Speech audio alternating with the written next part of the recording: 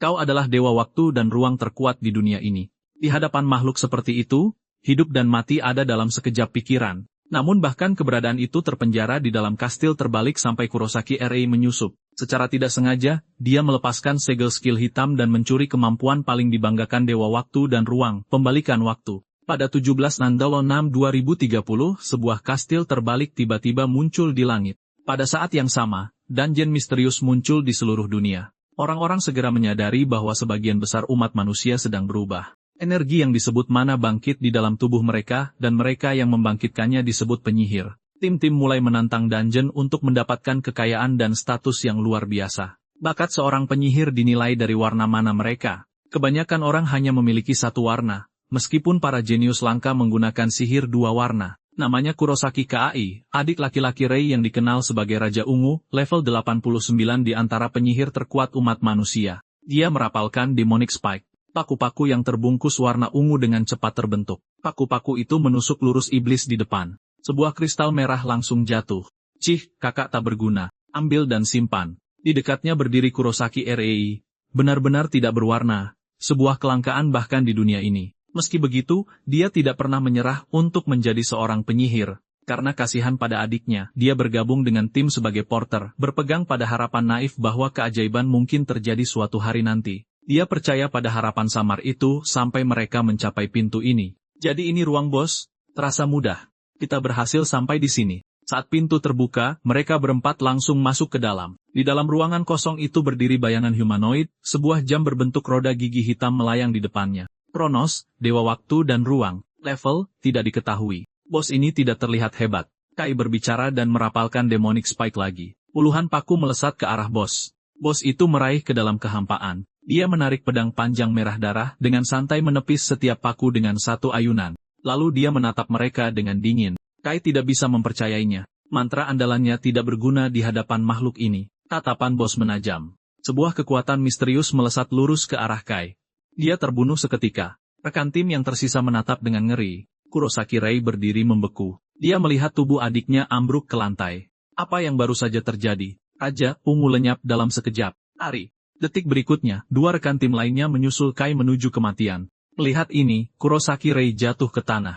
Tepat saat Kurosaki Ray mengira dia akan mati, bos tiba-tiba berhenti menyerang dan menatapnya dengan rasa ingin tahu. Senyum aneh menyebar di wajahnya. Jadi kau yang tidak berwarna. Pada saat itu, Ray perlahan menjadi tenang. Keinginannya belum terpenuhi. Dia tidak boleh mati di sini. Dia mengambil pedang panjangnya dan berdiri. Lemah atau tidak, dia berniat untuk hidup. Menarik. Kau berani menghadapiku bahkan sebagai seorang yang tak berwarna. Di bawah tekanan bos, tangan Ray gemetar tak terkendali. Namun keyakinan di hatinya mengatakan padanya untuk tidak menyerah. Baiklah, biar aku mengujimu. Detik berikutnya, separuh tubuh Ray lenyap. Dia tidak tahu apa yang telah terjadi. Setelah satu teriakan, dunia menjadi gelap. Ups, aku mungkin menggunakan sedikit terlalu banyak kekuatan. Skill, pembalikan waktu. Dengan jentikan jarinya, Ray terkejut mendapati dirinya berdiri di sana tanpa terluka sama sekali. Apa yang terjadi? Api mulai berkumpul di tangan bos. Dengan ayunan lengannya, api yang membakar melesat ke arah Ray. Mulai sekarang, aku akan memberimu waktu untuk berpikir. Menghadapi api neraka, bagaimana kau akan merespons? Pada saat itu, Ray memperhatikan pedang panjang yang dibuang bos di dekatnya. Mungkin pedang itu bisa membantunya. Dia segera mengambilnya. Tepat saat api mendekat, dia mengangkat pedang di depannya. Meraung menantang. Dia menyerbu lurus ke dalam api. Api membakar pakaiannya, lalu kulitnya menyebar ke seluruh tubuhnya. Menyaksikan neraka yang berkobar, bos itu tersenyum. Detik berikutnya, ia tercengang melihat Ray keluar dari kobaran api. Pedangnya menusuk lurus ke jantung bos. Monster sialan. Aku di sini. Tepat saat Ray mengira bos akhirnya akan jatuh. Ia menyeringai sekali lagi. Skill, pembalikan waktu. Ketika Ray sadar kembali, dia ngeri mendapati dirinya kembali beberapa menit sebelumnya. Bos mengejeknya menyebutnya permainan yang lucu saat luka di dadanya sembuh dengan cepat. Menghadapi kekuatan yang begitu besar, Ray akhirnya menyerah. Tidak peduli apa yang dia lakukan, itu tidak ada artinya. Apakah seperti ini cara dia akan mati? Pada saat itu, sebuah jendela tiba-tiba muncul di depan matanya. Keberadaan Dewa Waktu dan Ruang dikonfirmasi. Segel skill hitam dilepaskan. Skill tambahan diperoleh. Penyerapan skill. Skill didapat. Pembalikan waktu. Kurosaki Ray menatap informasi di depannya dengan tidak percaya. Bos sepertinya merasakan perubahan itu. Mungkinkah? Pada saat itu, Ray segera mengaktifkan skill yang baru dicuri, pembalikan waktu. Bayangan Kurosaki Kai yang tak terhitung jumlahnya mulai mengelilinginya, segera ditelan oleh kegelapan. Baru saat itulah bos bereaksi, tetapi sudah terlambat untuk menghentikannya. Melaksanakan regresi waktu selama pemutaran ulang, Rei merasa seolah-olah dia melihat sebuah siluet. Kekuatanmu tidak cukup untuk mengalahkan Kronos, Dewa Waktu dan Ruang. Itulah sebabnya aku mempercayakan skill ini kepadamu. Jika itu kau, ada kemungkinan untuk mengalahkannya, karena ketika Rei bangun lagi, dia mendapati dirinya kembali di rumah. Yang mengejutkan, dia menjadi lebih muda. Pemandangan di luar jendela semakin mengguncangnya. Kastil terbalik itu masih putih. Lagi pula, baru pada tahun ketiga setelah kemunculannya, miasma hitam mulai menyelimutinya. Setelah benar-benar hitam, pintunya akan terbuka, dan di balik pintu itu ada Dewa Waktu dan Ruang itu sendiri. Rei tiba-tiba teringat mencuri pembalikan waktu selama pertempuran itu. Yang berarti ketika dia melihat tanggal di ponselnya terbaca 27/9/2024, dia akhirnya menyadari bahwa dia telah kembali 7 tahun ke masa lalu. Dia dengan cepat membuka jendela skillnya hanya untuk menemukan pembalikan waktu hilang. Untungnya penyerapan skill masih ada. Itu luar biasa. Selama 10 tahun, dia tidak pernah mempelajari satu skill pun. Sekarang, dengan kemampuan ini, dia bisa menciptakan keajaiban. Dan hari ini adalah hari di mana semuanya akan dimulai. Adegan bergeser saat Rei tiba di gedung asosiasi penyihir. Badan resmi yang mengawasi penyerbuan dungeon. Tempat itu terlihat baru. Itu masuk akal karena ini 7 tahun yang lalu. Saat itu juga sebuah suara menghentikannya. Hei, bocah tak berwarna. Apa yang kau lakukan di sini? Pembicaranya adalah dua anak buah adiknya. Jangan bilang kau di sini untuk ujian penyihir. Sampah tak berwarna. Mencoba lagi tidak ada gunanya. Kan? Mereka tidak salah. Ini bukan percobaan pertama Rei. Dia telah mengikuti ujian penyihir berulang kali, hanya untuk gagal setiap saat. Tapi kali ini berbeda. Lepaskan lenganku. Berhenti menggangguku. Dia berjalan pergi tanpa menoleh ke belakang. Cih, berani-beraninya kau mengabaikan kami. Di meja pendaftaran, seorang wanita sedang menyortir dokumen. Penguji pemula, penyihir peringkat B Hinatarina, level 27. Kau di sini lagi. Melihat Rei, Rina menghela napas tak berdaya. Meskipun hanya ujian, satu kesalahan bisa merenggut nyawamu. Rei menjawab dengan tenang, penuh percaya diri. Kali ini, seharusnya tidak ada masalah. Segera, keduanya tiba di pintu masuk dungeon untuk penilaian. Kau tidak perlu aku menjelaskan tesnya kan? Dapatkan 3 batu sihir dari Peri. Begitu kata-kata itu selesai, Kurosaki Rei melangkah ke dalam portal. Biasanya, penilaian ini tidak sulit bagi mereka yang telah membangkitkan skill. Namun, pada hari ini, sesuatu yang sama sekali tidak terduga terjadi. Monster yang seharusnya tidak pernah muncul di dungeon tingkat 1, muncul. Goblin kerudung merah kecil level 37. Kenapa kerudung merah kecil ada di sini? Sebagai penguji, Hinatarina segera menarik pedangnya, dan menyerbu ke depan sambil berteriak, Tuan Kurosaki, lari. Hati Rei mencelos. Perbedaan levelnya terlalu jauh. Di kehidupan sebelumnya, Rina gagal mengalahkannya, mengulur waktu untuknya mundur dengan mengorbankan tubuhnya sendiri, dan menghabiskan sisa hidupnya terbaring di ranjang sakit. Itu adalah kesalahannya. Karena kelemahannya, hidup wanita itu hancur. Tapi kali ini, dia akan mengubah akhir yang tragis itu. Monster itu memiliki skill yang sangat meningkatkan kemampuan fisiknya. Sangat kuat, sehingga serangan biasa nyaris tidak bisa melukainya. Saat monster itu mendekat, Rei langsung menyerbunya, meninju kepalanya. Kerusakannya minimal, tapi provokasinya mutlak. Marah, goblin kerudung merah kecil melompat tinggi berniat mencabik-cabiknya. Sekarang, penyerapan skill, peningkatan fisik ekstrem. Statistik fisik Rei melonjak drastis. Seketika, peningkatan goblin itu lenyap. Skillmu adalah milikku. Pergi ke neraka. Satu tebasan pedang kemudian, goblin itu tewas seketika. Penyerapan skill sangat kuat. Skill hitam ini tidak boleh terungkap. Tina menatap Rei dengan tidak percaya, berulang kali bertanya bagaimana dia melakukannya. Gugup, dia menjawab, hanya kebetulan. Tidak ada yang akan percaya itu, bentak Rina. Baiklah, tidak usah beritahu aku. Karena monster tak terduga, ujian dibatalkan. Aku harus segera melaporkan ini ke markas. Rei melihat ke arah tempat monster itu jatuh.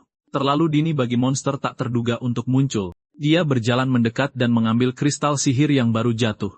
2 kristal lagi untuk menyelesaikan penilaian. Rina berteriak cemas, ini bukan waktunya untuk itu. Area ini sangat berbahaya. Sebelum dia selesai, 2 goblin muncul dari lebih dalam. Mereka menyerang dan ditebas oleh ayunan tunggal Rei. Pertarungan berakhir seketika.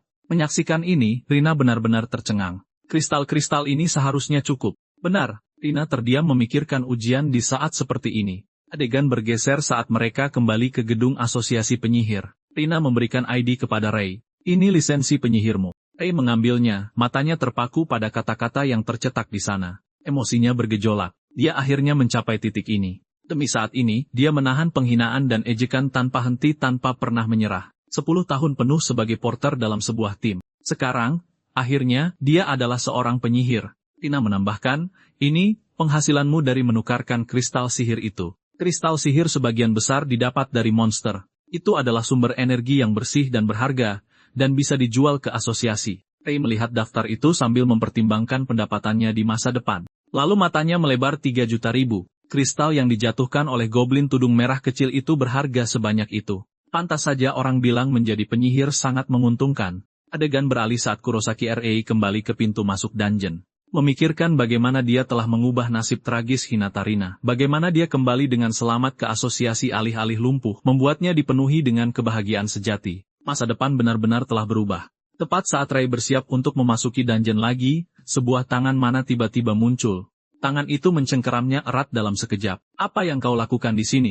Penyihir tak berwarna sepertinya mau menjelajahi dungeon sendirian. Apa kau sadar itu melanggar aturan? Ray menjawab dengan tenang. Aku sudah lulus ujian penyihir. Aku memenuhi syarat untuk masuk sendirian. Pria itu sama sekali tidak mempercayainya, menjambak rambutnya dengan mengejek. Kalau begitu, biarkan aku melihat skillmu. Tangan mana? Skill yang memadatkan mana dan memberinya wujud fisik. Tidak bisa dilepaskan hanya dengan peningkatan fisik ekstrem. Detik berikutnya, Ray melompat dan membenturkan dahinya ke wajah pria itu. Darah menyembur dari hidungnya. Penyerapan skill. Tangan mana? Tangan mana musuh segera menghilang. Ray mengangkat tangan kirinya dan menggunakan tangan mana. Pria itu langsung tertahan. Iketsu menatap dengan kaget. Bagaimana kau melakukannya? Pada saat yang sama, Goto menyerbu ke depan.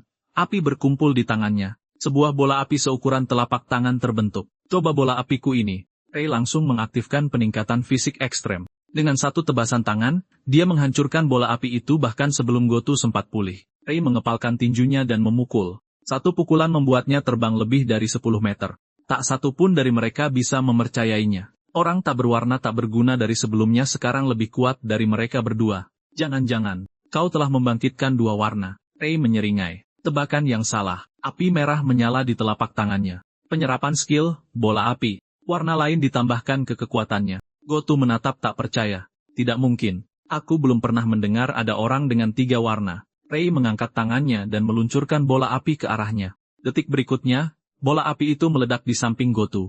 Ledakan itu juga melepaskan Iketsu dari cengkeramannya. Jadi, apa kalian masih mau bertarung? Keduanya saling berpandangan, menyadari bahwa mereka benar-benar kalah. Mereka berbalik dan melarikan diri tanpa ragu-ragu. Ray menghela napas pelan. Ini tidak bisa disembunyikan lagi. Dia tidak tahu apa yang akan terjadi begitu Kurosaki Kai mengetahuinya. Bagi Kai, Ray hanyalah seorang pelayan rendahan. Jika Kai tahu dia telah membangkitkan skill, dia pasti akan datang untuk menghancurkannya. Terlebih lagi sekarang, saat Kai kemungkinan telah mencapai level 51 dari penyihir terkuat di era modern.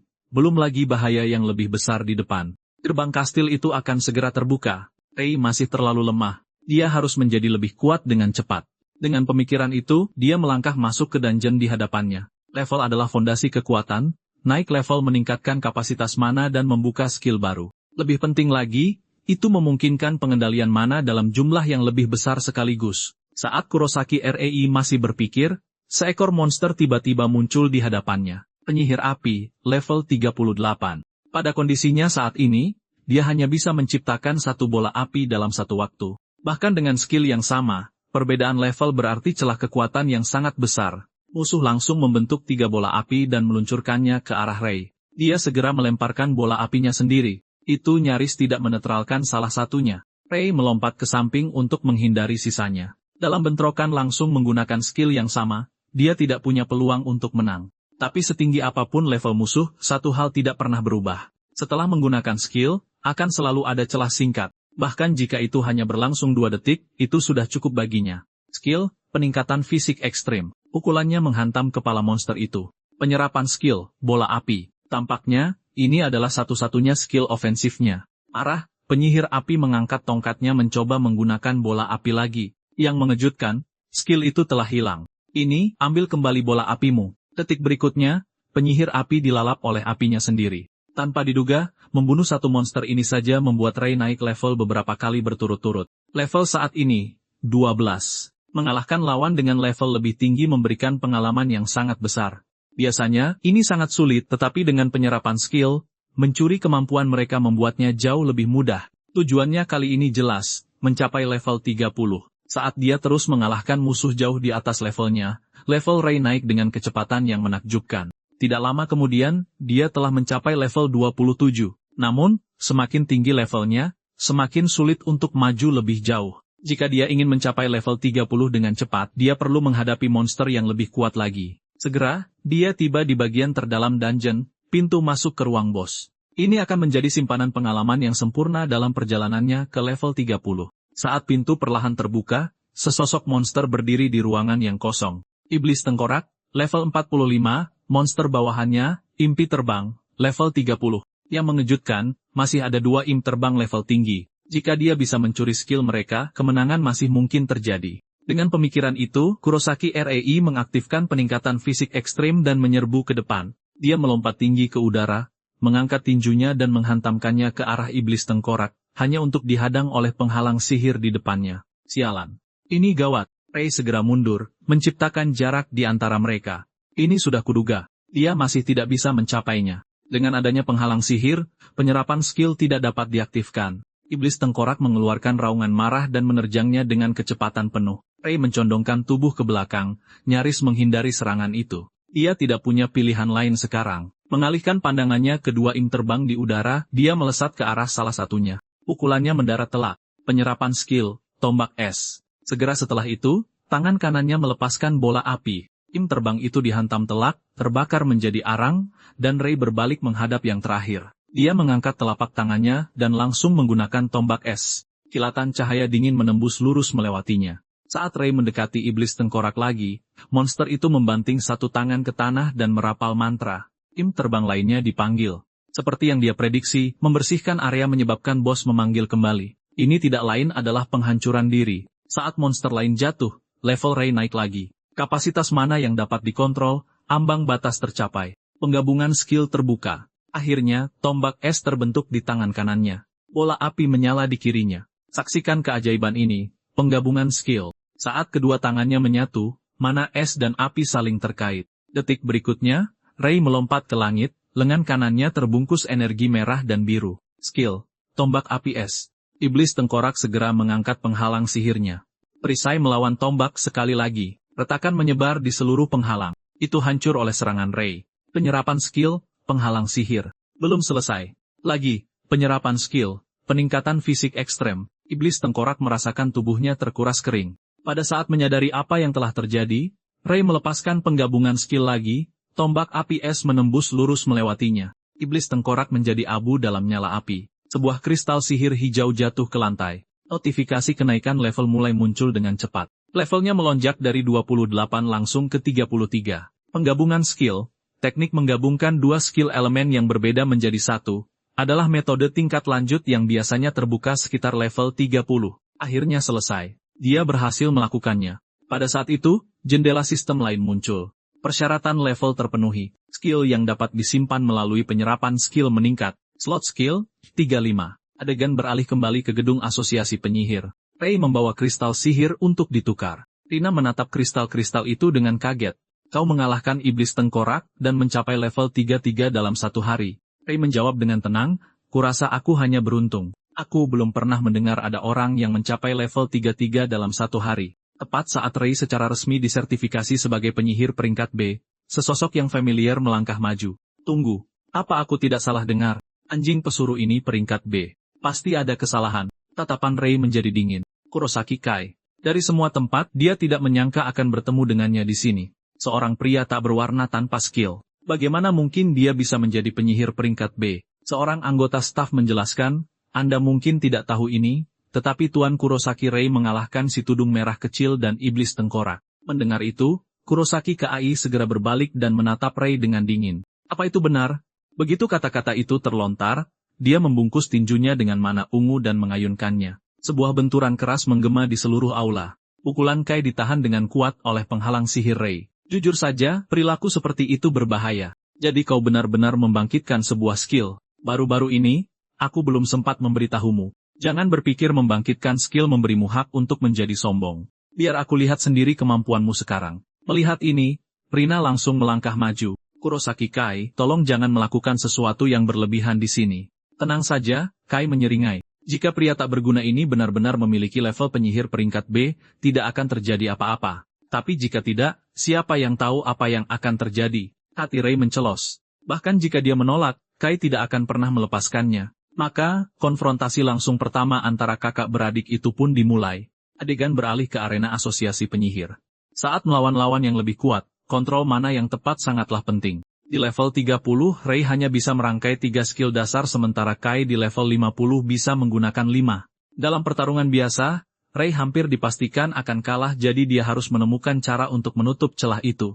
Dia bergerak lebih dulu menggunakan tombak es. Kai langsung membalas dengan bola api. Serangan mereka melengkung di udara lalu bertabrakan. Ledakan dahsyat menyelimuti arena dengan asap. Saat itu, ekspresi Kai berubah. Rei menerobos keluar dari asap. Peningkatan fisik ekstrem diaktifkan. Skill buff kuning. Sudah 2 warna. Rei menghitung dengan cepat.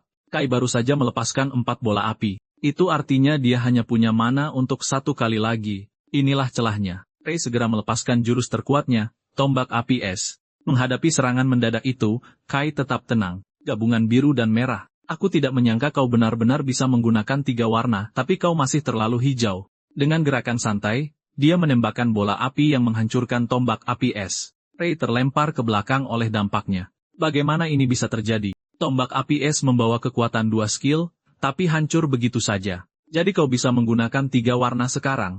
Pantas saja kau jadi sombong. Tapi jarak di antara kita masih tak terjembatani. Mari. Sambil berbicara, Kai membentuk bola api lagi di telapak tangannya. Bola api itu melesat lurus ke arah Rei. Rei berlari ke samping untuk menghindar. Rei melepaskan tombak api es sekali lagi dan menembakkannya lurus ke arah Kai. Kai menyeringai, masih belum menyerah. Bola api lain menyusul, menghancurkan tombak itu seketika. Rei buru-buru memasang perisai sihir, berpikir dia bisa menahannya. Detik berikutnya, perisai itu hancur berkeping-keping. Sialan. Bagaimana ini bisa terjadi? Aku akan memberimu kesempatan, kata Kai dengan dingin.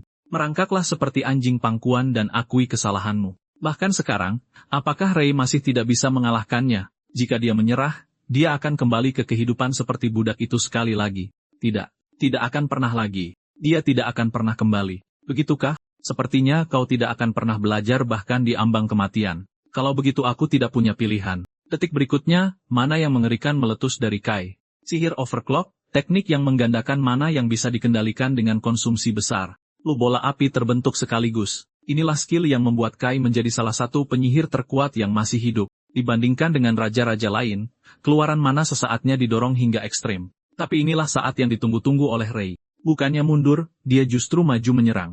Dia melompat tinggi ke udara. Kai tertawa terbahak-bahak. Apa kau cari mati? Semua bola api diluncurkan ke arah Rei secara bersamaan. Saat bola-bola api itu mendekat, Rei mengaktifkan tangan mana yang mencengkeram tanah di belakang Kai. Apa? Kau bisa menggunakan skill lain. Menggunakan daya tarik, Rei menghindari bola-bola api sambil berakselerasi ke tanah. Dalam sekejap, dia muncul di belakang Kai. Sebelum Kai sempat bereaksi, Rei berbalik dan melayangkan pukulan brutal ke wajahnya. Kai memuntahkan darah. Tubuhnya terlempar lebih dari 10 meter dan jatuh ke tanah. Penyerapan skill, sihir overclock. Dia benar-benar berhasil. Skill terkuat Kai saat ini sekarang menjadi miliknya. Namun Kai perlahan bangkit kembali. Wajahnya dipenuhi amarah. Kau bajingan sialan. Akan kubunuh kau. Sebuah tombak mata terbentuk di tangannya. Mana ungu bergejolak liar di sekelilingnya. Ini adalah skill terkuat yang baru saja kukasai. Tombak iblis. Mata Rei terbelalak. Skill ungu pamungkas. Bagaimana Kai bisa mempelajarinya secepat ini? Tombak iblis melesat ke arahnya dengan kekuatan mengerikan. Sangat cepat. Rei nyaris tidak bisa menghindarinya. Sialan. Pukulan tadi hanya berhasil karena Kai meremehkannya. Sekarang, Kai sudah serius. Apakah Rei masih punya kesempatan?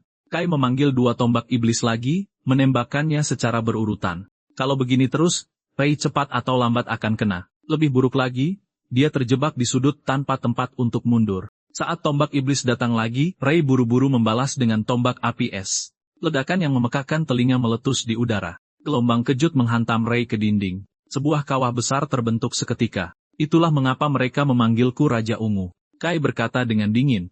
Bukti bahwa akulah yang terkuat. Jangan berpikir mendapatkan beberapa skill tambahan membuatmu istimewa. Di hadapanku, kau tidak punya kesempatan. Sialan, apakah Rei masih belum cukup? Memang, Di levelnya saat ini, Kurosaki REI masih belum bisa menghadapi Kai secara langsung. Tapi bagaimana jika dia bisa melampaui tingkatan ungu? Hingga sekarang, terbatas oleh kapasitas mana, dia hanya bisa menggabungkan paling banyak 2 warna. Rei mengaktifkan skill yang baru diserap, sihir overclock. Pemandangan itu mengejutkan Kurosaki KAI. Itu tidak mungkin. Dengan sihir overclock, mana yang bisa dikendalikan Rei langsung berlipat ganda. Jika asumsinya benar, sebuah pesan sistem muncul, fusi skill tingkat hitam terbuka. Notifikasi itu membuat Rei sangat gembira. Dia belum pernah mendengar tentang fusi 3 warna, maka dia akan menyaksikannya sendiri. Pertama, mana merah ditarik masuk. Selanjutnya, mana biru bergabung ke dalam inti. Akhirnya, mana kuning disuntikkan dan energi hitam menyebar keluar, menelan seluruh bola mana. Dari kejauhan, Kai menatap tak percaya. Ini adalah pertama kalinya dia melihat sihir hitam.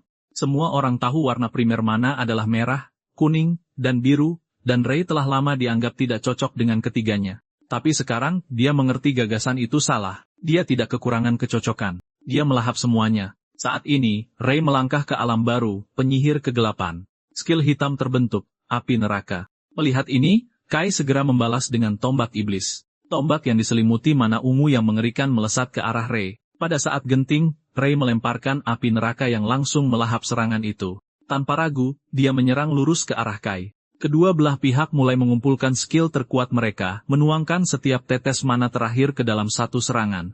Hasilnya akan ditentukan di sini. Detik berikutnya, kedua serangan itu bertabrakan saat tombak iblis hancur. Kurosaki KAI ditelan oleh ledakan besar. Saat asap menghilang, hanya Kurosaki REI yang tersisa berdiri di arena. Duel telah berakhir. Dia telah menang. Kai terbaring di tanah tak sadarkan diri. Rei akhirnya berhasil. Dia tidak lagi harus hidup di bawah bayang-bayang Kai. Pada saat itu, gerbang arena terbuka. Hinatarina bergegas masuk dengan cemas. Tuan Kurosaki Rei, apa kau baik-baik saja? Skill yang kau gunakan barusan. Apa itu? Rei tahu dia telah menyaksikan seluruh pertarungan. Tidak ada gunanya menyembunyikannya lagi. Seperti yang kau lihat, aku menguasai skill tingkat hitam. Bahkan setelah melihatnya sendiri, mendengar konfirmasi itu membuat Rina tertegun. Itu berarti skill tingkat hitam pertama di dunia. Rei bertanya dengan tenang, apakah aku wajib melaporkan ini ke asosiasi penyihir? Jika memungkinkan, aku ingin bantuanmu untuk merahasiakannya. Rina buru-buru meminta maaf. Maafkan aku. Bukan itu maksudku. Aku hanya berpikir kau mungkin kehilangan kesempatan langka. Di setiap sistem warna, penyihir terkuat dianugerahi gelar raja. Karena kau satu-satunya penyihir kegelapan di dunia, kau harus menjadi Raja Hitam. Raja Hitam. Gelar itu menggoda. Tapi Rei tidak berencana menerimanya. Itu tidak akan meningkatkan kekuatannya saat ini. Ngomong-ngomong, apa tidak apa-apa membiarkannya di sana? Rina menjawab dengan santai, jangan khawatir. Dia adalah Raja Ungu. Luka seperti itu tidak akan fatal. Jika kau khawatir, aku bisa membawanya ke sayap medis. Saat itu, ponsel mereka berdua bergetar. Rei segera memeriksa peringatan itu. Peringatan. Dungeon terdeteksi di pintu masuk barat Taman Era. Level yang direkomendasikan, 70. Dungeon Aikebukuro, akhirnya muncul juga. Yang mengejutkan Rina bukanlah kedekatannya, tetapi level yang direkomendasikan, 70. Bahkan penyihir teratas saat ini hanya sekitar level 50. Di kehidupan sebelumnya, dalam seminggu setelah kemunculannya, menjadi jelas bahwa bahkan para raja pun tidak bisa menyelesaikannya. Dungeon Aikebukuro akhirnya ditinggalkan dan pengabaian itu menandai awal dari sebuah tragedi. Karena tidak ada yang menantangnya terlalu lama, dungeon itu mengamuk, melepaskan monster yang tak terhitung jumlahnya, dan menjerumuskan seluruh kota ke dalam kegelapan tanpa akhir. Sejak saat itu, orang-orang belajar bahwa jika dungeon tidak diselesaikan dalam batas waktu, monster di dalamnya akan keluar. Dungeon Aikebukuro menjadi titik asal pertama amukan dungeon bagi umat manusia. Itu adalah zaman kegelapan. Banyak yang dibantai oleh monster dan populasi menurun drastis. Kurosaki Rei tidak akan pernah membiarkan tragedi itu terulang. Apapun yang terjadi, dia akan menghentikannya. Rei memberitahu Hinatarina bahwa dia ingin menantang dungeon itu dan Rina terkejut. Dia dengan mendesak menyuruhnya untuk menyerah. Itu terlalu berbahaya. Itu adalah dungeon yang direkomendasikan level 70 dan hanya penyihir peringkat A atau lebih tinggi yang diizinkan masuk. Rei merasa lega. Masih ada waktu sebelum amukan itu terjadi. Dia memberitahu Rina untuk tidak khawatir.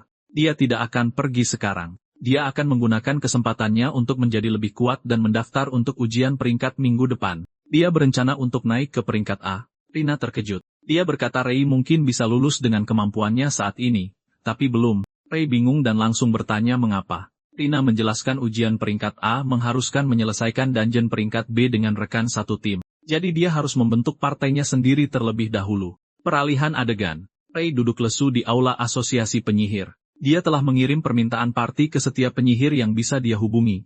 Yang mengejutkan, semuanya menolaknya karena dia tidak berwarna. Entah bagaimana, rumor itu menyebar dan orang-orang mengejeknya sebagai si tak berwarna yang legendaris. Ray harus menyelesaikan dungeon peringkat B yang belum dijelajahi dalam seminggu, tetapi membentuk tim menjadi masalah terbesarnya. Saat itu, pertengkaran di kejauhan menarik perhatiannya. Seseorang memarahi seorang gadis. Mereka hanya mengizinkannya bergabung karena dia dikabarkan memiliki 2 warna, tapi skill apinya sangat buruk. Gadis yang disalahkan menundukkan kepalanya dan meminta maaf. Ray tidak ingin terlibat dan bersiap untuk pergi. Lagi pula, dia juga pernah diperlakukan sebagai beban. Lalu seseorang membentak, "Ishnot, kau sama sekali tidak berguna." Mendengar nama itu, Ray berhenti seketika. Pikirannya tersentak. Apakah dia Ignat Aya? Salah satu orang yang berdiri di puncak umat manusia di kehidupan sebelumnya, Sang Ratu Merah. Tapi saat ini, Ignat masih seorang penyihir yang lemah. Yang mengejutkan Ray, masa lalunya sangat mirip dengan masa lalunya sendiri. Ignat memohon, "Tolong jangan keluarkan aku. Jika kau melakukannya, aku tidak akan bisa membayar pengobatan adikku. Aku akan berusaha lebih baik lain kali, lalu kami akan menilai dari performamu hari ini. Jika aku tidak puas, kau keluar." Dengan itu, mereka berangkat untuk menyelesaikan dungeon. Ray melihat mereka pergi dan memutuskan untuk pulang lebih dulu. Namun dalam perjalanan, sebuah pikiran yang mengganggu menolak untuk meninggalkan benaknya. Sebelum menjadi Ratu Merah, Ishnat akan mengalami kesulitan yang tak terhitung jumlahnya jika ingatannya benar. Dia akan terluka parah saat penyerbuan dungeon dan koma selama bertahun-tahun. Pada saat itu, Ray tiba-tiba menyadari sesuatu. Insiden itu mungkin terjadi hari ini. Meskipun dia tidak sepenuhnya yakin, dia harus memastikannya sesegera mungkin. Sementara itu, keempat penyihir wanita itu sudah sampai di ruang dalam dungeon. "Bos, Ksatria tanpa kepala level 45. Saat itulah Isayama Mio mendapat sebuah ide. Dia mendorong Ignat ke depan. "Kau akan menanganinya sendirian. Apa kau bisa?" Ignat tertegun. Tidak mungkin dia bisa mengalahkannya sendirian. "Jika kau tidak berguna seperti ini, kau keluar dari tim. Lakukan demi adikmu. Semoga berhasil." Karena tidak punya pilihan lain, Ignat berjalan sendirian menuju Ksatria tanpa kepala. Skill, bola api yang membakar melesat lurus ke arah Ksatria itu. Tapi saat asapnya hilang, bos itu sama sekali tidak terluka. Jadi itu benar-benar tidak cukup. Ksatria tanpa kepala itu melompat tinggi dari tanah, pedang besarnya terangkat. Ignat nyaris tidak bisa menghindar. Kalau tidak, serangan itu akan membunuhnya. Meski begitu, gelombang kejutnya menerbangkannya, membantingnya ke lantai. Dengan ksatria tanpa kepala tepat di depannya, Ignat tidak punya pilihan lain. Yang menantinya adalah serangan mematikan lainnya dari sang bos. Di saat putus asa itu, skill, peningkatan fisik ekstrem, Ray tiba tepat waktu dan menahan serangan itu secara langsung. Melihat punggungnya, Ignat merasa seolah-olah dia sedang melihat harapan itu sendiri. "Apa kau seorang malaikat?" Ray segera berbalik untuk memeriksa lukanya. "Kau baik-baik saja." Adegan itu disaksikan oleh 3 orang yang berdiri di belakang mereka. Memimpin kelompok itu, Isayama Mio bertanya, "Apa ada yang tahu siapa orang ini?" Monster sebesar ksatria tanpa kepala terlempar hanya dengan 1 sabetan pedang. Mungkinkah dia seorang raja warna? Pada saat itu, ksatria tanpa kepala itu berdiri lagi melepaskan aura yang luar biasa. Seperti yang Ray duga, dia tidak akan kalah semudah itu. Baju zirahnya disihir dengan peningkatan pertahanan yang kuat. Serangan normal tidak bisa menembusnya. Kalau begitu, hanya ada satu pilihan. Ray menyerang ke depan. Ksatria tanpa kepala mengayunkan pedangnya. Ray melompat dan nyaris menghindari serangan itu. Dia mengulurkan tangannya. Jika dia bisa menyentuhnya, dia bisa mengaktifkan penyerapan skill, tetapi saat kontak terjadi, skill itu gagal terpicu. Apa yang terjadi? Sebelum dia bisa berpikir lebih jauh, dia terdorong mundur lebih dari 10 meter. Itu terlalu dekat. Untungnya, dia menahan pukulan itu dengan pedangnya. Alasan yang paling mungkin adalah baju zirah itu adalah benda eksternal. Bukan bagian dari ksatria tanpa kepala itu sendiri. Saat dia mempertimbangkan langkah selanjutnya, ksatria itu mengangkat pedang besarnya dan menghantamkannya ke tanah. Gelombang kejut meluncur ke arah mereka. Ray segera melindungi Ignat di belakangnya. Skill, penghalang sihir berhasil memblokir serangan itu. 3 penonton itu tidak seberuntung itu. 2 orang terlempar oleh puing-puing yang beterbangan. Melihat ini, Isayama Mio buru-buru melancarkan mantra es sebagai balasan. Sebuah tombak es besar melesat ke arah ksatria tanpa kepala. Gerakan itu membuatnya marah. Tebasan berat lainnya menghancurkan tombak es itu seketika. Ia lalu menyerang lurus ke arah Mio, menerbangkannya di detik berikutnya. Dia menabrak dinding di belakangnya dengan keras. Serangan biasa jelas tidak berguna. Rei menyarungkan pedangnya, mana merah, kuning dan biru mulai menyatu, skill fusi, api neraka. Ichnat menatap tak percaya. Sihir hitam, warna yang bahkan belum pernah dia dengar. Pada saat itu, kedua belah pihak mengambil kuda-kuda menyerang. Satria tanpa kepala menyerang lebih dulu. Api hijau melonjak ke arah Rei. Mereka ditelan seluruhnya oleh api neraka. Api hitam yang mengerikan meletus dari tangan Rei. Api itu melonjak lurus ke arah ksatria tanpa kepala. Detik berikutnya, api hitam itu melahapnya sepenuhnya. Beberapa saat kemudian ia menjadi abu. Hanya satu kristal mana hijau yang tersisa. Ichnat menatap pemandangan itu, tidak bisa mempercayai matanya. Monster yang begitu mengerikan langsung dikalahkan oleh Rei. Sungguh menakjubkan. Ichnat akhirnya menyadari bahwa nyawanya telah diselamatkan olehnya dan bergegas untuk berterima kasih padanya. Rei tersenyum dan menjawab bahwa dia senang Ichnat selamat. Setelah mengubah takdir tragisnya, Rei bertanya-tanya bagaimana masa depannya akan terungkap sekarang. Pada saat itu, Isayama Mio perlahan berdiri dari sudut. Meskipun dia tidak mengerti bagaimana bos itu dikalahkan, dia jelas tahu seberapa kuat pria di hadapannya. Rasa takut masih ada di hatinya, namun keinginan pada akhirnya mengalahkannya. Dia masih percaya hadiah penyelesaian dungeon itu adalah miliknya. Dia berjalan mendekat, mengulurkan tangannya, dan berkata, serahkan kristal itu. Itu hadiah dungeon kami. Ichnat membalas dengan kaget, apa kau tidak punya malu? Jika bukan karena pria ini, kita semua pasti sudah mati. Pada saat itu, Rei tiba-tiba angkat bicara, mengatakan dia tidak keberatan memberikan kristal itu padanya. Tapi sebagai gantinya, dia ingin mengundang Ichnat untuk bergabung dengan timnya. Kata-katanya mengejutkan semua orang yang hadir. Rei menambahkan dengan tenang, tentu saja, ini sepenuhnya pilihanmu. Aku secara resmi mengundangmu untuk bergabung dengan timku. Pernyataannya segera mengundang tawa keras dari 3 orang lainnya. Isayama Mio mencibir, terserah kau saja. Aku terima kesepakatannya. Ichnat, selamat bergabung dengan tim baru. Dia dengan cepat mengambil kristal hijau dari tangan Rei. Sambil berpaling, dia mengejek. Siapa sangka seorang beban bisa laku dengan harga seperti itu. Rei berpikir dalam hati, seorang beban. Itu adalah Ratu Merah di masa depan. Pada saat itu, Ichnat berjalan ke arah Rei dan berkata dengan ragu, permisi, terima kasih banyak telah mengundangku.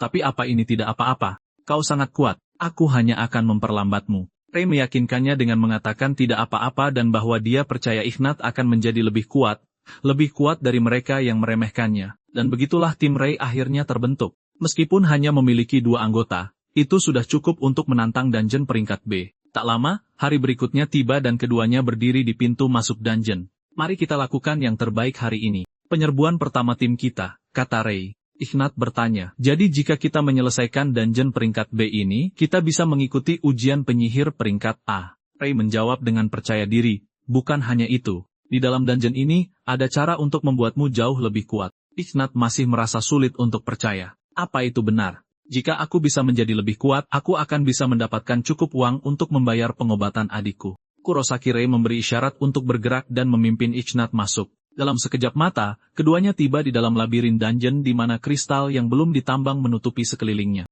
Pada saat itu, Ichnat sepertinya menyadari sesuatu. Tuan Kurosaki Rei, lihat ke sana. Mengikuti pandangannya, sekawanan serigala hitam terlihat perlahan mendekat. Kurosaki Rei melangkah maju dan berkata, serahkan ini padaku. Skill, peningkatan tubuh batas. Saat skill diaktifkan, Kurosaki Rei melesat ke depan.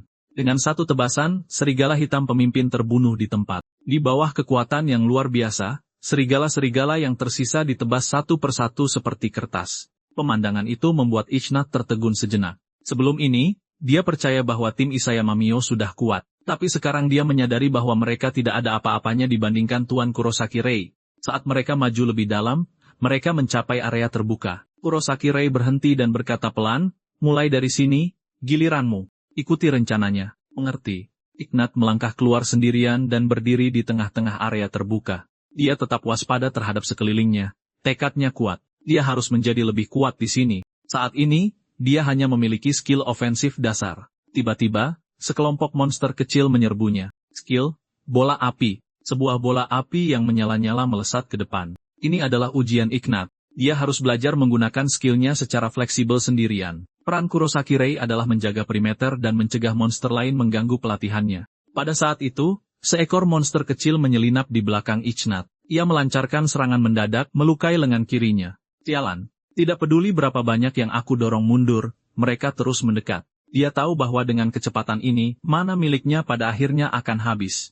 Tiba-tiba, suara pertempuran di kejauhan menarik perhatiannya. Menoleh, dia melihat Kurosaki Rei melawan sekelompok goblin berkerudung merah dengan cepat membunuh satu setelah beberapa serangan. Pemandangan itu memperkuat tekadnya. Aku tidak boleh mengecewakan Tuan Kurosaki Rei. Skill bola api. Saat dia semakin terbiasa bertarung, level Ignat mulai naik dengan cepat. Melalui pertarungan terus-menerus, dia belajar mengendalikan mana miliknya dengan lebih baik. Bahkan sekarang, mana miliknya belum sepenuhnya habis. Mengamati dari pinggiran, Kurosaki Rei mengangguk dalam hati. Seperti yang dia duga, Ignat cocok untuk pertarungan yang berkepanjangan. Cadangan mana miliknya adalah senjata terbesarnya. Pada saat itu, sebuah notifikasi sistem muncul. Ignat membeku saat membaca pesan itu. Skill tungku suhu tinggi telah terbuka. Adegan bergeser saat keduanya tiba di ruang terdalam gua kristal, ruang bos.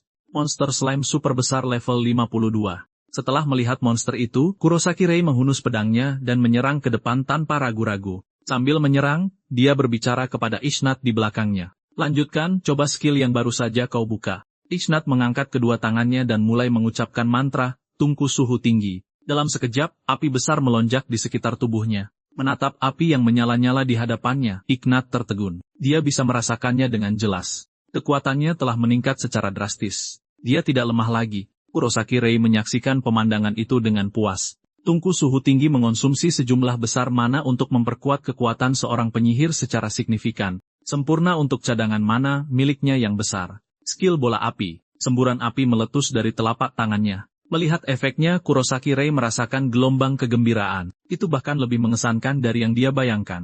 Hanya dengan kekuatan seperti ini dia suatu hari nanti bisa menjadi Ratu Merah yang dihormati. Kurosaki Rei memujinya tanpa menahan diri. Serangan tadi itu luar biasa. Ujian itu membuat Ignat tersipu malu. Dia sendiri tidak menyangka hasilnya akan seperti itu. Semua ini berkat bantuanmu. Kalau tidak, aku tidak akan pernah tahu bahwa aku bisa menjadi sekuat ini. Penjara kristal peringkat B berhasil diselesaikan. Pemandangan berubah saat keduanya meninggalkan penjara. Selanjutnya adalah ujian penyihir peringkat. Apapun yang terjadi, Kurosaki Rei harus lulus. Dia dan Ignat tiba di aula asosiasi penyihir tempat semua peserta ujian berkumpul. Seorang penguji di atas panggung mengumumkan, tes pertama akan menguji kekuatan kalian melalui pertarungan. Semua kandidat harap menuju ke tempat latihan. Namun, di tengah jalan, mereka bertemu dengan beberapa orang yang tidak menyenangkan. Aku tidak menyangka orang sepertimu berani mengikuti ujian ini. Saat mendongak, mereka melihat Isayama Mio memimpin sekelompok 3 orang. Menghadapi mantan perundungnya, Ignat secara naluriah merasa takut.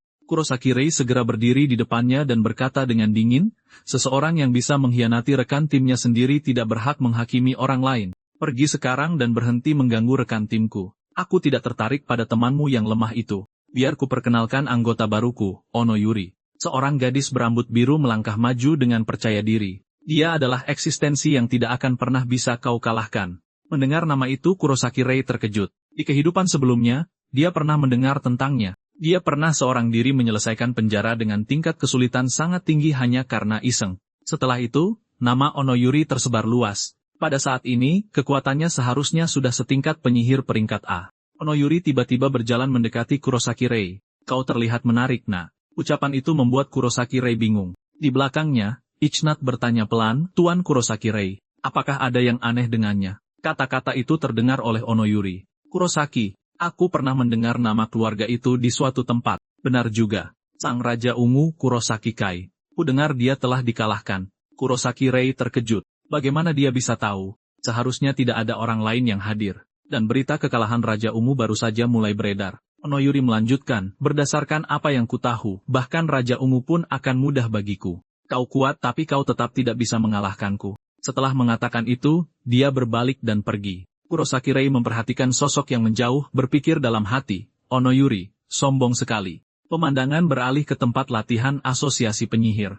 Seorang penguji di depan mengumumkan, selanjutnya, kami akan menguji kemampuan bertarung kalian menggunakan golem buatan ini. Golem ini dilapisi jenis batu khusus, jauh lebih keras dari batu biasa. Tugas kalian adalah menyerangnya dengan sekuat tenaga. Yang pertama diuji adalah Kurosaki Rei. Saat golem diaktifkan, Kurosaki Rei mulai bersiap untuk bertarung. Ketika penonton di sekitarnya melihatnya bersiap menggunakan bola api, tawa mengejek pun pecah. Tidakkah dia tahu bahwa api biasa tidak berguna melawan golem? Kurosaki Rei mengendalikan bola api dengan tepat, dengan cepat memperpendek jarak. Sesaat setelah dia membungkuk untuk menghindari serangan golem, dia menggabungkan mana biru ke dalam api, jurus gabungan tombak api es. Dengan satu serangan, kepala golem tertembus. Saat debu mereda, sebuah lubang besar terlihat di kepala golem. Golem itu kemudian ambruk langsung ke tanah. Kerumunan di sekitarnya sangat terkejut dikalahkan dalam satu pukulan. Jurus gabungan yang menggabungkan dua warna. Orang ini benar-benar menarik. Segera setelah itu, ujian berlanjut ke tes mana. Dengan meletakkan tangan di atas kristal, nilai mana seseorang dapat diukur. Melihat Ignat berdiri di sana dengan ragu-ragu, Isayama Mio mencibir. Apa? Takut mempermalukan diri sendiri dan terlalu takut untuk dites. Namun, saat Ignat meletakkan tangannya di atas kristal, gelombang api yang sangat besar meledak dari tubuhnya. Semua orang menatap tak percaya. Bagaimana ini mungkin? Nilai mananya sangat tinggi. Sialan. Dia pasti menggunakan semacam metode curang. Pemandangan beralih lagi ke fase simulasi pertarungan. Pertandingan pertama adalah antara Ignat dan Isayama Mio. Isayama Mio menguatkan dirinya. Akan kubongkar sendiri kepalsuanmu itu. Dia segera mengaktifkan tombak es, mengirimkan 3 proyektil es ke arah Ignat. Ignat langsung membalas dengan bola api. Sebuah bola api raksasa melesat ke depan, bertabrakan langsung dengan tombak es. Pada saat tumbukan, ledakan dahsyat terjadi, menghancurkan setiap tombak es. Isayama Mio menatap dengan kaget. Kapan dia mendapatkan jurus elemen api sekuat itu? Apa yang sebenarnya terjadi padamu? Ignat tidak memberinya kesempatan untuk pulih dan mengeluarkan bola api sekali lagi. Dengan gerakan menyapu lengannya, beberapa bola api yang lebih kecil melesat ke arah Isayama Mio. Lihat ini, Isayama Mio panik dan segera mengaktifkan perisai sihir, memblokir semua bola api yang datang. Ia menyeringai dalam hati. Bodoh sekali. Seperti yang kuduga, pengalaman bertarungnya masih kurang.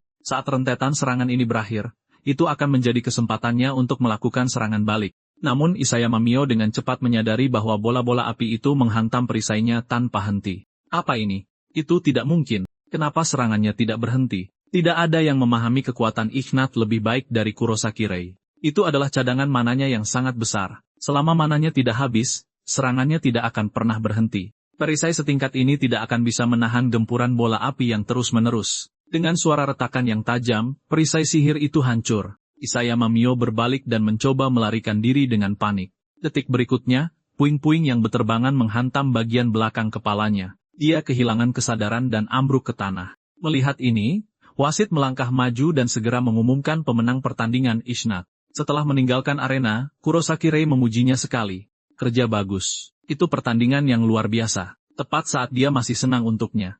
Pertandingan berikutnya diumumkan, Kurosaki Rei versus Onoyuri. Onoyuri menatap Kurosaki Rei dengan geli. Ini adalah pertandingan yang cukup menarik. Ngomong-ngomong, kau pasti punya alasan untuk mengikuti ujian ini. Benar kan? Kau terlihat jauh lebih siap daripada yang lain. Aku ingin tahu kenapa. Kurosaki Rei mengepalkan tinjunya dan menjawab dengan tegas, karena apapun yang terjadi, ada satu hal yang harus kuselesaikan. Itulah kenapa aku tidak bisa berhenti di sini. Mendengar ini, Onoyuri terdiam sejenak, lalu dia tersenyum menawan. Sayang sekali, kau menghadapiku. Kau mungkin tidak menyadarinya, tapi aku sangat kuat. Aku tahu, tapi aku tetap ingin mencoba. Menarik, jarang sekali melihat orang sepercaya diri ini. Kalau begitu, mari kita mulai. Jurus konversi mana? Pedang api biru. Deretan pedang api biru muncul di hadapan Onoyuri. Sesaat kemudian, pedang-pedang itu melesat cepat ke arah Kurosaki Rei. Kurosaki Rei mengangkat pedangnya dan berusaha keras untuk menangkisnya satu persatu. Sialan, jumlahnya terlalu banyak. Inilah ancaman sebenarnya dari kekuatannya. Konversi mana adalah jurus yang sangat kuat yang memungkinkan kendali penuh atas mana penggunanya. Pada saat itu, Kurosaki Rei merasakan bahaya yang mengancam. Sebuah pedang api biru raksasa turun dari atas, tapi dia berhasil menghindarinya dengan lompatan ke belakang yang tepat waktu. Onoyuri tampak terkejut. Aku tidak menyangka ini. Kau benar-benar menghindari serangan itu. Kurosaki Rei menjawab dengan dingin, jangan meremehkanku. Sekarang giliranku untuk menyerang. Begitu kata-kata itu terucap, dia melesat ke arah Onoyuri. Melihat ini, Onoyuri segera mempersiapkan diri. Aku tidak akan membiarkanmu menang dengan mudah. Dia mengaktifkan konversi mana pedang api biru sekali lagi. Kurosaki Rei langsung mengaktifkan perisai sihir, menahan semua serangan yang datang. Tepat saat pedangnya hendak mengenai Onoyuri, dia melompat ke atas, menghindari pukulan itu. Memperhatikannya yang melayang di udara, Kurosaki Rei menyadari ini adalah celah yang sempurna. Dia menyalurkan mana merah dan biru ke tangan kirinya, melepaskan tombak api es. Semburan energi seperti pusaran meledak dari telapak tangannya. Onoyuri segera mengaktifkan konversi mana, perisai energi acak, dan sebuah perisai biru muncul di depannya. Serangannya sepenuhnya diblokir. Setelah kedua belah pihak selesai melepaskan mana mereka, Onoyuri turun dari udara. Itu tadi berbahaya. Sepertinya aku meremehkanmu. Kurosaki Rei menilai dengan tenang. Pertahanannya sangat rapat. Mengalahkannya tidak akan mudah. Di dekatnya, Ignat menonton dengan cemas, mengkhawatirkannya. Onoyuri tiba-tiba berbicara lagi. Sekarang, aku akan serius. Dia mengaktifkan konversi mana meriam energi pelacak. Beberapa meriam energi mengunci Kurosaki Rei dan mengejarnya. Dia dengan cepat bergerak keluar dari area semula. Sialan. Serangan ini merepotkan. Onoyuri tertawa. Apa kau benar-benar berpikir berlarian akan membuatmu aman? Pengeboman itu mendekat sekali lagi. Tanpa tempat untuk melarikan diri, dia tidak punya pilihan selain bertarung langsung. Jurus, peningkatan tubuh batas. Dalam sekejap, Kurosaki Rei menetralkan setiap serangan. Onoyuri menatap dengan kaget. Jurus tipe kuning,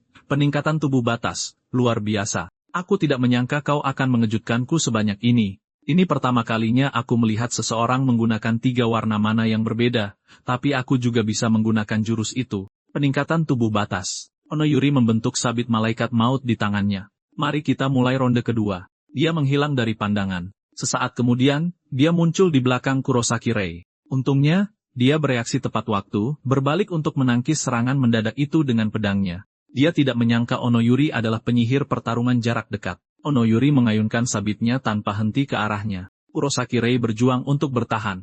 Kecepatan dan kekuatannya luar biasa. Tidak ada pilihan selain menggunakan kartu asnya. Dia langsung memperpendek jarak. Pada saat yang tepat, dia meraih lengannya. Onoyuri mencibir. Kau pikir dengan meraih lenganku bisa menahanku? Naif sekali. Detik berikutnya, dia merasakan kekuatannya terkuras habis. Penguras jurus. Peningkatan tubuh batas. Kekuatannya yang luar biasa lenyap dalam sekejap. Kurosaki Rei memanfaatkan celah itu dan memukul perutnya dengan telapak tangan yang kuat. Onoyuri menatap tak percaya. Apa yang baru saja kau lakukan padaku? Sebelum dia selesai berbicara, dia kehilangan kesadaran dan pingsan. Wasit segera mengumumkan hasilnya. Pemenang, Kurosaki Rei.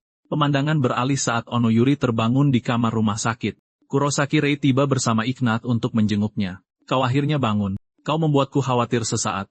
Onoyuri menjawab, aku tidak pernah menyangka kau sekuat itu. Aku kalah telak. Jadi kau tidak datang ke sini hanya untuk pamer, kan? Kurosaki Rei menjawab dengan serius, tentu saja tidak. Aku punya kabar baik untukmu. Karena penampilanmu yang luar biasa dalam pertempuran, kau sekarang menjadi penyihir peringkat A. Dia lalu berbicara terus terang, izinkan aku untuk langsung saja. Apakah kau bersedia bergabung dengan timku? Mendengar ini, Onoyuri benar-benar terkejut. Kurosaki Rei melanjutkan, untuk menaklukkan dungeon tingkat kesulitan tinggi, kami butuh kekuatanmu. Mari kita daki puncak dunia ini bersama-sama. Begitu dia selesai bicara, Onoyuri tiba-tiba tertawa terbahak-bahak. Kau benar-benar menarik. Aku terima. Jika aku mengikutimu, hidupku mungkin akan menjadi jauh lebih menarik. Kurosaki Rei mengangkat tangannya. Selamat datang di tim. Dengan begitu, satu lagi sekutu yang kuat telah ditambahkan. Pada saat itu, seluruh kamar rumah sakit mulai bergetar hebat. Ignat melihat sekeliling dengan bingung. Apa yang terjadi? Apakah ini gempa bumi? Kurosaki Rei menatap keluar jendela dengan kaget. Rasa takut mulai muncul di dalam dirinya. Jauh di dalam kastil terbalik, Dewa Waktu, Kronos, terikat erat oleh rantai yang tak terhitung jumlahnya. Jangan bilang hanya ini yang kau punya. Sedikit lagi. Tak lama kemudian, getarannya perlahan mereda. Ini segera mengingatkan Kurosaki Rei akan kehidupan sebelumnya. Sebelum Dungeon Ikebukuro mengamuk, gempa bumi serupa telah terjadi berkali-kali. Itu berarti sisa waktu mereka terbatas. Dungeon di era ini memiliki tingkat kesulitan yang belum pernah terjadi sebelumnya dan harus dibersihkan sebelum tragedi itu terjadi. Dengan pemikiran ini, Kurosaki Rei berbicara dengan sungguh-sungguh kepada kedua rekannya. Tujuan pertama tim kita adalah menaklukkan Dungeon Ikebukuro. Mendengar ini, Ignat tampak sangat terkejut. Itu adalah dungeon tersulit di negara ini. Apa kita bertiga benar-benar bisa melakukannya? Onoyuri bertanya, apakah proposal mendadak ini karena gempa barusan? Kurosaki Rei menjawab serius, ya. Aku punya firasat yang sangat buruk. Akhir-akhir ini sering ada laporan monster yang tiba-tiba menyerang warga sipil. Sesuatu yang mengerikan akan segera terjadi. Meskipun dia tidak mengungkapkan kebenaran sepenuhnya. Keduanya setuju tanpa ragu-ragu. Kurosaki Rei berkata dengan sungguh-sungguh, terima kasih telah mempercayaiku. Kalau begitu, ayo kita bergerak. Adegan beralih ke hari berikutnya saat mereka bertiga pergi ke asosiasi penyihir untuk mengajukan izin pembersihan dungeon. Setelah menyelesaikan persiapan, mereka tiba di bawah dungeon Ikebukuro. Menatap dungeon di depan, Onoyuri berkata dengan bersemangat. Jadi ini dungeon tingkat kesulitan tinggi yang direkomendasikan untuk level 70. Ini mendebarkan. Ignat bertanya dengan kekhawatiran yang tersisa, kenapa kita tidak mengajak lebih banyak penyihir untuk bergabung? Kurosaki Rei menjawab tanpa daya maaf. Saat ini, Satu-satunya penyihir peringkat A yang bisa kutemukan dan kupercayai adalah kalian berdua. Andai saja seseorang bernama Okawa bisa bergabung dengan kita. Di kehidupan sebelumnya, Okawa selalu menjadi salah satu penyihir top negara, tetapi keberadaannya saat ini tidak diketahui. Jika dungeon itu mengamuk lagi di dalam kastil terbalik itu, Dewa Waktu, Kronos, akan muncul sekali lagi. Kurosaki Rei bertekad dalam hati. Dia harus menghentikan semua ini terjadi. Waktu hampir habis. Ayo segera berangkat dan taklukkan dungeon Ikebukuro. Adegan beralih saat kelompok Kurosaki Rei memasuki bagian dalam dungeon. Tanpa diduga, mereka bertemu monster begitu melangkah masuk. Kurosaki Rei menyipitkan matanya. Rasanya sangat familiar. Iblis kerangka, tipe yang sama yang telah dia kalahkan di dungeon sebelumnya. Level 71. Bersiap untuk bertarung. Yang ini tidak akan mudah. Setelah menerima perintah, Ishnat dan Onoyuri segera mengaktifkan sihir mereka. Pertarungan dimulai seketika dengan Kurosaki Rei maju lebih dulu. Skill fusi, tombak api helai. Gabungan mana merah dan biru menghantam langsung ke penghalang iblis kerangka. Namun, tingkat kekuatan itu saja tidak cukup untuk menghancurkan perisai tingkat tinggi. Tapi kali ini, Kurosaki Rei tidak bertarung sendirian. Onoyuri melompat ke udara dengan sabit mautnya terangkat tinggi, sementara bola api Ishnat sudah selesai diisi. Serangan mereka menghantam penghalang iblis kerangka secara bersamaan. Penghalangnya hancur seketika. Memanfaatkan celah itu, Kurosaki Rei maju dengan pedangnya. Kilatan baja, iblis kerangka itu terbunuh di tempat. Sebuah kristal hijau jatuh ke tanah. Koordinasi yang bagus. Aku tidak menyangka kita bisa mengalahkan iblis kerangka level 71 semudah ini. Onoyuri tampak bingung. Aku selalu bertanya-tanya, Kurosaki Rei, mengapa kau bisa menggunakan begitu banyak warna mana yang berbeda? Kurosaki Rei memilih untuk tidak menyembunyikannya. Aku memiliki kemampuan yang agak tidak normal, penyerapan skill. Melalui kontak fisik, aku bisa mencuri skill orang lain. Onoyuri tiba-tiba mengerti. Jadi begitu, pantas saja aku merasa skillku menghilang waktu itu. Kurosaki Rei meyakinkannya. Jangan khawatir, aku sudah mengembalikannya padamu. Mendengar ini, Ishnat sangat terkejut. Kemampuan yang begitu luar biasa benar-benar ada. Dia teringat betapa tidak masuk akalnya rencana untuk menaklukkan dungeon Ikebukuro pada awalnya. Sekarang, dengan Kurosaki Rei sebagai pemimpin mereka, rasanya itu benar-benar mungkin. Dia diam-diam bertekad untuk tidak menjadi beban bagi tim. Dengan koordinasi yang sempurna, trio itu mengalahkan banyak monster dan naik level dengan cepat. Tak lama kemudian, mereka sampai di pintu masuk ruangan bos. Ishnat berbicara dengan cemas. Getarannya semakin kuat. Bos ini pasti sangat kuat. Apa kita benar-benar bisa menanganinya? Kurosaki Rei menjawab dengan tegas, jangan khawatir. Percayalah pada kami. Kita pasti bisa. Dengan itu, mereka bertiga melangkah masuk. Pada saat itu juga, tanah di belakang Ishnat meledak terbuka dan sebuah tentakel besar melesat keluar. Saat ada yang bereaksi, semuanya sudah terlambat. Ishnat langsung terbelit dan diseret pergi. Monster raksasa yang mengerikan muncul. Ikebukuro Boss Dungeon. Reaper Harvester level 89. Kurosaki Rei menatap dengan kaget. Ini tidak masuk akal. Bosnya seharusnya berada jauh di dalam ruangan. Onoyuri berteriak cemas. Ini gawat, Kapten. Apa yang harus kita lakukan sekarang? Kurosaki Rei menjawab dengan suara rendah. Situasinya kritis. Apapun yang terjadi, kita harus mendapatkan Ishnat kembali. Sebenarnya, semua ini adalah campur tangan Kronos, sang dewa waktu. Dia akhirnya mengambil tindakan. Kronos tertawa. Inilah batas mutlak dari apa yang bisa dicapai kekuatanku saat ini. Biarlah ini menjadi awal dari era baru. Ajulah, Reaper Harvester. Adegan beralih. Untungnya, pada saat krisis, Ishnat mengaktifkan penghalang sihir yang menyelimuti dirinya sepenuhnya. Serangan tentakel berhasil diblokir, tapi dia terperangkap dan tidak bisa melarikan diri. Kurosaki Rei menjadi semakin cemas. Bahkan seseorang dengan cadangan mana Ishnat yang besar pada akhirnya akan kehabisan. Menggunakan api abisal sekarang bisa dengan mudah membahayakannya, meninggalkan pertarungan jarak dekat sebagai satu-satunya pilihan. Dengan pemikiran itu, Kurosaki Rei dengan cepat memberitahu Onoyuri bahwa dia akan menarik perhatian tentakel sementara Onoyuri menyelamatkan Ishnat. Dengan rencana yang sudah dibuat, keduanya menyerbu lurus ke arah Reaper Harvester. Sebuah tentakel menyabet. Kurosaki Rei melompat ke samping.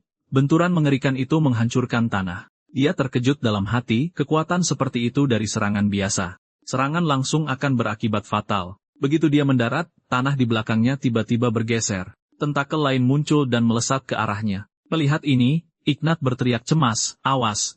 Pada saat kritis, Kurosaki Rei mengaktifkan skill tangan mana. Tangan raksasa itu menancap kuat ke dinding di dekatnya. Menggunakan cengkeramannya yang luar biasa, dia melontarkan dirinya, nyaris menghindari serangan itu. Itu sangatlah tipis. Pada saat itu, Onoyuri berlari lurus ke arah bos dan melompat tinggi ke arah Ishnat. Monster jelek, lepaskan rekanku. Detik berikutnya, sabit mautnya menghantam keras ke tentakel itu. Apa yang terjadi selanjutnya sulit dipercaya. Serangan kuat itu tidak menimbulkan kerusakan sama sekali. Sialan, ini jelas semacam skill penguatan. Makhluk itu bereaksi seketika, mengarahkan tentakelnya ke arah Onoyuri. Tidak punya pilihan lain, dia terpaksa mundur. Melihat bos di depan mereka, kebingungan pun bertambah. Itu jelas tidak normal. Dalam keadaan normal, monster tipe tentakel tidak pernah dikenal memiliki pertahanan tinggi, atau memiliki kemampuan penguatan. Yang lebih meresahkan adalah fakta bahwa sebagai bos, ia dengan sengaja meninggalkan ruang bosnya. Semuanya menunjuk pada kekuatan tak terlihat yang memanipulasi situasi dari balik layar. Tidak ada waktu untuk berpikir saat tentakel-tentakel itu menyerang sekali lagi. Mereka bertiga terlibat dalam pertempuran sengit melawan tentakel. Dari atas, Ishnat melihat semuanya terjadi dan menyadari bahwa sebagian dari situasi saat ini berasal dari kepasifannya sendiri. Dia telah lama mengandalkan lingkungan pertempuran yang diciptakan rekan satu timnya untuknya. Dia tidak bisa tetap pasif lagi, tapi apa yang bisa dia lakukan sekarang? Sementara itu, Kurosaki Rei dan Onoyuri dengan cepat menghabiskan mana mereka dalam pertempuran. Jika ini terus berlanjut, mereka pada akhirnya akan kelelahan. Saat dia melihat ke arah Kurosaki Rei, sesuatu tiba-tiba muncul di benaknya. Dia hampir melupakan skill itu. Kurosaki Rei berteriak padanya untuk menggunakan mana fusion pada mereka. Onoyuri membeku sejenak. Mana fusion terkenal karena biayanya yang besar dan secara luas dianggap tidak berguna. Kurosaki Rei tahu ini dengan baik. Di kehidupan masa lalunya, skill itu telah dianggap tidak berharga. Namun, baru setelah satu orang muncul, skill yang disebut tidak berguna ini menunjukkan nilai sebenarnya. Orang itu adalah Ishnat. Karena sudah lama dicap sebagai skill tak berguna, dia belum pernah menggunakannya. Mempercayai Kurosaki Rei, dia mengaktifkan fusi mana tanpa ragu, berpikir bahwa apapun yang terjadi, dia ingin membantu semua orang. Aliran mana mulai mengalir terus-menerus ke arah Kurosaki Rei dan Onoyuri. Merasakan mana di tangannya, Onoyuri berseru kaget. Ini luar biasa. Manaku benar-benar pulih. Kurosaki Rei menghela napas lega. Inti dari fusi mana sederhana, berbagi mana sang pengguna, sebuah teknik yang hanya mungkin dilakukan oleh penyihir, dengan cadangan yang sangat besar. Ishnat sangat gembira. Jadi skill ini benar-benar membuatku bisa berbagi mana dengan rekan-rekanku. Tapi dia dengan cepat menyadari jumlah yang ditransfer masih belum cukup. Penghalang sihir adalah alasannya. Mempertahankan dua mantra sekaligus menguras mananya dengan sangat cepat. Pada akhirnya, Ishnat membuat keputusan yang mengejutkan semua orang. Dia menghilangkan penghalang sihirnya sepenuhnya, membiarkan dirinya terkena tentakel. Tidak ada yang bisa percaya dengan apa yang mereka lihat. Kenapa? Kenapa dia melakukan ini? Saat penghalang itu lenyap, Ishnat langsung diikat oleh tentakel. Kuserahkan sisanya pada kalian. Tungku suhu tinggi. Skill ini menghabiskan mana dalam jumlah besar untuk memperkuat kekuatan mantra. Dan di bawah penguatan fusi mana, gelombang mana yang besar membanjiri Kurosaki Rei dan Onoyuri. Kurosaki Rei berteriak putus asa sekarang, tapi sudah terlambat. Bertemu dengan kalian semua membuatku sangat bahagia. Selamat tinggal. Saat kata-kata terakhirnya memudar, Ishnat sepenuhnya ditelan oleh tentakel. Kurosaki Rei menatap Onoyuri dengan tekad yang dingin. Yuri, kegagalan bukan pilihan kali ini. Aku mengerti, jawabnya. Detik berikutnya, dua sorot cahaya melesat melaju ke arah Reaper Harvester. Kilatan pedang yang tak terhitung jumlahnya menyambar di udara. Tentakel-tentakel terputus satu persatu. Bertahanlah. Kami akan mengeluarkanmu. Mereka dengan cepat menerobos ke bagian depan monster itu. Saat itu, tanpa penghalangnya, Ignatz sudah kehilangan kesadaran. Sialan, terlalu tinggi. Bahkan dengan kekuatan penuh, Kurosaki Rei tidak bisa menggapainya. Di sampingnya, Onoyuri berkata dengan tenang, jangan khawatir. Aku bisa mengatasi ini. Dia melepaskan mana biru. Dan langkah demi langkah, pijakan seperti tangga yang sepenuhnya terbentuk dari mana muncul tepat di depan Kurosaki Rei. Dia segera melesat menaiki tangga itu. Yuri, itu sangat membantu. Pada saat itu, tentakel monster itu menyerang lagi. Peningkatan tubuh ekstrem dengan kekuatannya yang dilepaskan sepenuhnya. Kurosaki Rei berhasil menarik Ishnat hingga bebas. Dia dengan lembut menurunkannya ke tanah. Kau baik-baik saja, Ishnat? Merespon suaranya, Ishnat perlahan membuka matanya. Terima kasih, kau benar-benar luar biasa. Kurosaki Rei menjawab, tidak perlu berterima kasih padaku. Kita adalah rekan satu tim. Onoyuri juga bergegas mendekat. Tepat sekali. Tanpa sihir pemulihanmu, kami tidak akan berhasil. Kau menyelamatkan semua orang dengan usahamu sendiri. Mendengar kemampuannya diakui, Ishnat tersenyum dari lubuk hatinya. Yang tersisa sekarang hanyalah membunuh tubuh asli makhluk itu. Tentakel yang terputus beregenerasi dengan cepat sebelum sekali lagi melancarkan serangan dahsyat. Tentakel ini menyebalkan. Jika ini terus berlanjut, tidak akan pernah berakhir. Serahkan sisanya padaku. Saat dia berbicara, Kurosaki Rei menancapkan pedangnya ke tanah. Kemudian dengan tangan kosong, dia menyerbu lurus ke arah monster itu. Pemandangan itu membuat Onoyuri tercengang. Kau meninggalkan senjatamu? Apa rencanamu? Pada saat itu, sebuah tentakel menyambar. Kurosaki Rei tahu bahwa satu Abyssal Flame tidak akan cukup untuk menghancurkannya sepenuhnya. Tapi dia masih punya satu skill, Magic Overclock, yang bisa langsung menggandakan output mananya. Ayo, biar kutunjukkan seperti apa kesenangan ganda itu. Sihir hitam, Abyssal Flame. Kedua tangannya menyala secara bersamaan membentuk dua bola api hitam. Inti monster itu membuka rahangnya yang besar dan menerjang ke arahnya. Kurosaki Rei melemparkan kedua api ke depan, kekuatan dahsyatnya meluncur lurus ke dalam mulutnya. Saat makhluk itu menyadari apa yang terjadi, semuanya sudah terlambat. Api hitam menembus lurus ke tubuhnya. Sebuah lubang besar meledak terbuka di kepalanya. Monster itu roboh tak bernyawa. Reaper Harvester level 89 telah dikalahkan. Jauh di dalam kastel terbalik, Kronos, Dewa Waktu, menatap tak percaya. Mustahil. Reaper Harvester dikalahkan. Tapi kau tidak akan meninggalkan tempat ini hidup-hidup. Tepat saat semua orang mulai menikmati kemenangan mereka, gumpalan cairan hitam yang menggeliat tiba-tiba muncul dari mayat monster itu, melesat lurus ke arah Ishnath. Kurosaki Rei langsung berteriak, menunduk. Untungnya, mereka berhasil menghindari serangan itu tepat waktu. Meski begitu, cairan hitam terus merembes dari sisa-sisa makhluk itu. Melihat ini, semua orang berlari cepat menuju pintu keluar. Meskipun tidak ada yang tahu apa benda itu sebenarnya, Kurosaki Rei merasakan firasat yang sangat buruk. Mereka harus pergi sebelum benda itu menyusul. Setelah akhirnya mengalahkan bos, mati di sini bukanlah pilihan. Tak lama, pintu keluar mulai terlihat. Tapi tepat saat rasa lega menyelimuti mereka, cairan hitam itu melonjak dari belakang sekali lagi. Kali ini dalam jumlah yang sangat banyak hingga bisa menelan mereka semua. Di ambang keputusasaan, sebuah suara terdengar nyaring. Semuanya, mundur. Detik berikutnya, dinding cahaya besar muncul, menghalangi cairan hitam itu sepenuhnya. Pemandangan itu membuat semua orang tercengang. Apa yang sedang terjadi? Suara itu terdengar lagi, sedikit terengah-engah. Hampir saja. Aku hampir mengira aku tidak akan sempat. Seorang pria berambut pirang kemudian muncul di hadapan mereka. Halo, senang bertemu dengan kalian semua. Ignat terdiam sejenak sebelum berbicara. Terima kasih telah menyelamatkan kami. Bolehkah aku tahu siapa Anda? Sebelum dia bisa menjawab, Kurosaki Rei berbicara lebih dulu. Namamu Oikawa Hikaru kan? Mata Oikawa Hikaru berbinar. Kau kenal aku tidak menyangka sudah setenar ini. Mendengar nama itu, Ishnath sangat terkejut. Sebelum memasuki dungeon ini, Kurosaki Rei telah menyebutnya, awalnya berniat merekrutnya untuk penyerbuan, tidak pernah menyangka akan bertemu dengannya di sini. Dia lebih kuat dari siapapun yang hadir, penyihir peringkat S terkuat di era saat ini. Di kehidupan sebelumnya, sebagai penyihir kuning terkuat, dia telah mendapatkan gelar Kaisar Kuning. Kemampuan pertahanan kuningnya sangatlah hebat. Tanpa campur tangannya barusan, semua orang pasti sudah musnah. Oikawa Hikaru berbicara lagi. Aku tidak menyangka akan bertemu denganmu begitu aku tiba. Bagaimanapun, misiku sudah selesai. Belum lama ini, aku dikirim ke dungeon lain karena perintah dari atasan.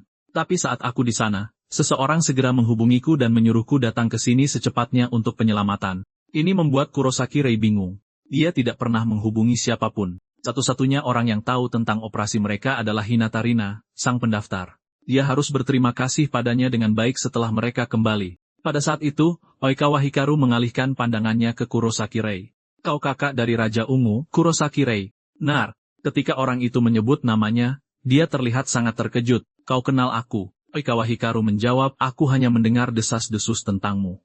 Melihatmu secara langsung, aku sadar tidak ada satupun yang bisa dipercaya. Siapa sangka seseorang yang dicap gagal oleh semua orang akan mengalahkan bos terkuat sejauh ini. Cairan hitam yang tadinya menggeliat perlahan menghilang, hanya menyisakan satu kristal sihir hitam. Oikawa Hikaru mengambil kristal itu dan berkata, ini pertama kalinya aku melihat kristal sebesar ini. Kau bisa bayangkan betapa kuatnya bos itu. Selamat, ini milikmu sekarang. Dia melemparkan kristal hitam itu, lalu berbalik tanpa ragu. Aku tak sabar melihat sejauh mana kau akan berkembang. Saat hari itu tiba, dunia ini akan menjadi jauh lebih menarik. Sampai jumpa lagi. Dan begitu saja, mereka tidak hanya membersihkan dungeon Ikikuro, tetapi juga mendapatkan kristal sihir hitam yang berharga. Ketika kelompok itu kembali ke aula asosiasi penyihir sambil membawa kristal, Hinatarina sudah menunggu dengan cemas. Kalian akhirnya kembali. Apa kalian terluka? Kalian pergi begitu lama. Aku sangat khawatir.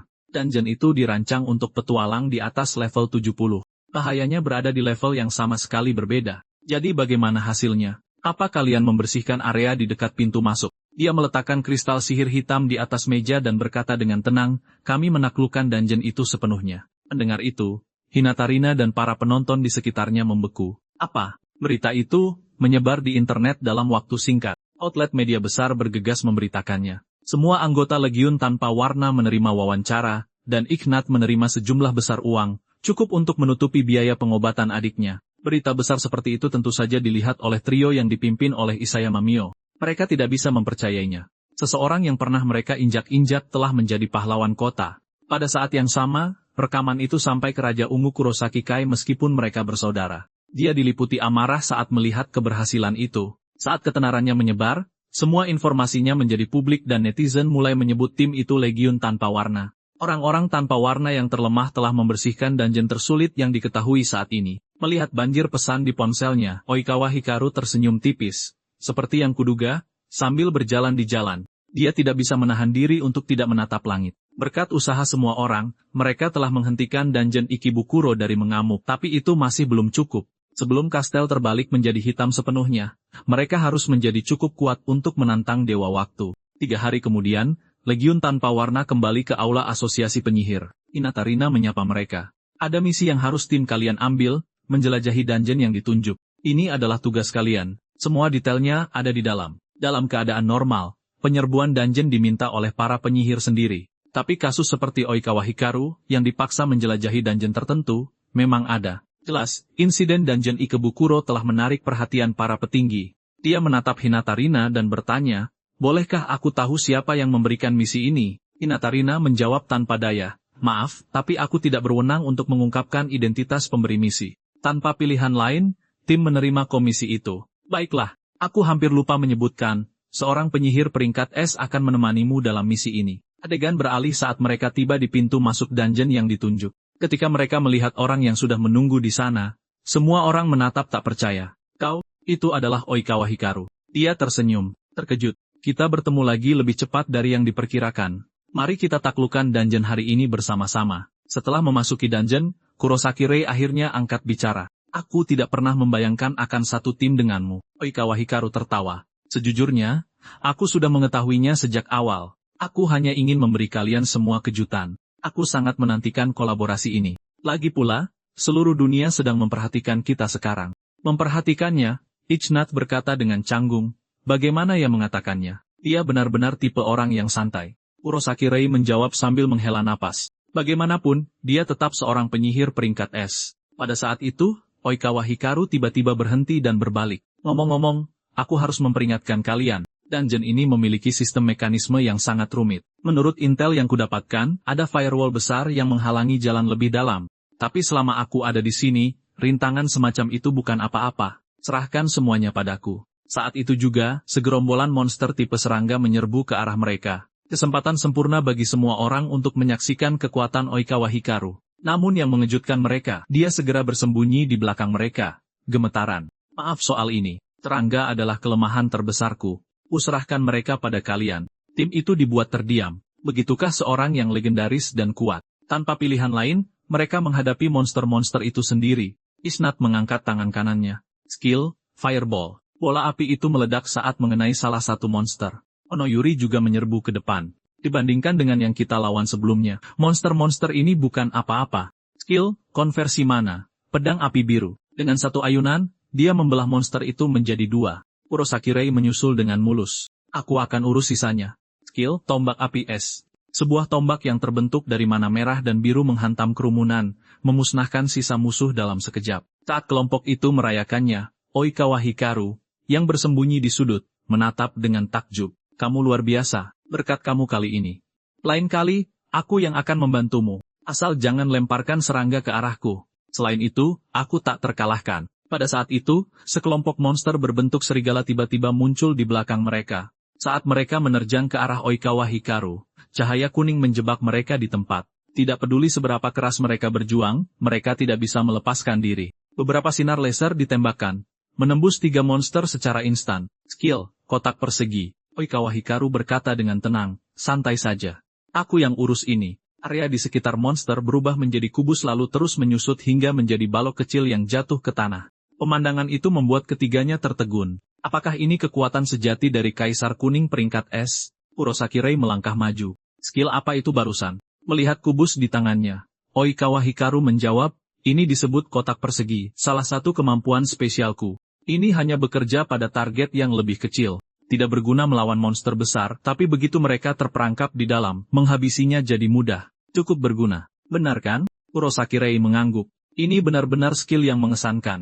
Tentu saja, ayo kita lanjutkan. Tidak lama kemudian, mereka mencapai dinding api yang disebutkan dalam informasi. Panasnya begitu menyengat sehingga mendekat pun mustahil, tetapi Oikawa Hikaru melangkah maju. Jangan khawatir.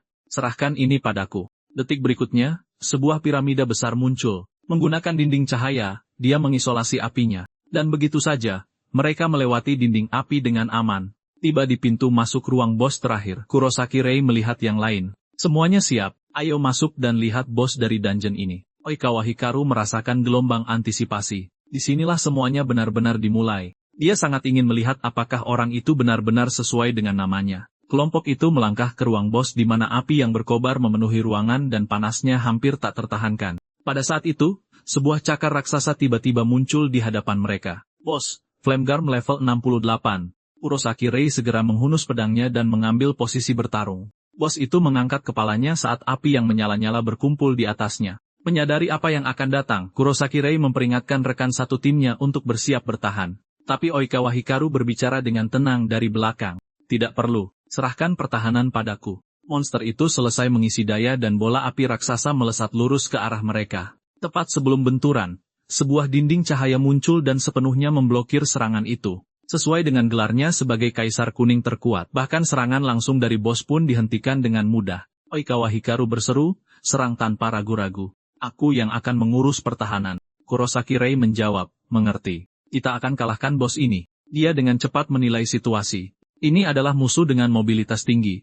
Menggunakan sihir terkuatnya secara gegabah hanya akan membuang mana tanpa mengenai sasaran. Memutuskan untuk menguji terlebih dahulu, dia maju dan menginstruksikan yang lain, aku akan menarik perhatiannya. Kalian berdua cari celah dan serang dari jarak jauh. Mereka segera merespons. Skill, peningkatan tubuh batas. Dalam sekejap, Kurosaki Rei berteleportasi tepat di depan monster itu. Bos bereaksi seketika, menebasnya dengan cakarnya. Tapi Kurosaki Rei nyaris tidak berhasil menghindar, lalu mengayunkan pedangnya ke punggungnya. Sekarang, skill, tembakan batu panas, skill, pedang api biru, Ignat, dan Onoyuri melancarkan serangan mereka secara bersamaan. Namun, Flamegarm menghindari mereka dengan mudah, menggunakan momentum untuk melompat ke platform yang lebih tinggi. Melihat ini, Kurosaki Rei mengutuk dalam hati. Cepat, tangguh, dan bertarung dalam panas ekstrem menempatkan mereka pada posisi yang sangat tidak menguntungkan. Dari kejauhan, Oikawa Hikaru mengamati semuanya. Dengan kecepatan seperti ini, stamina mereka akan terkuras habis. Kurosaki Rei,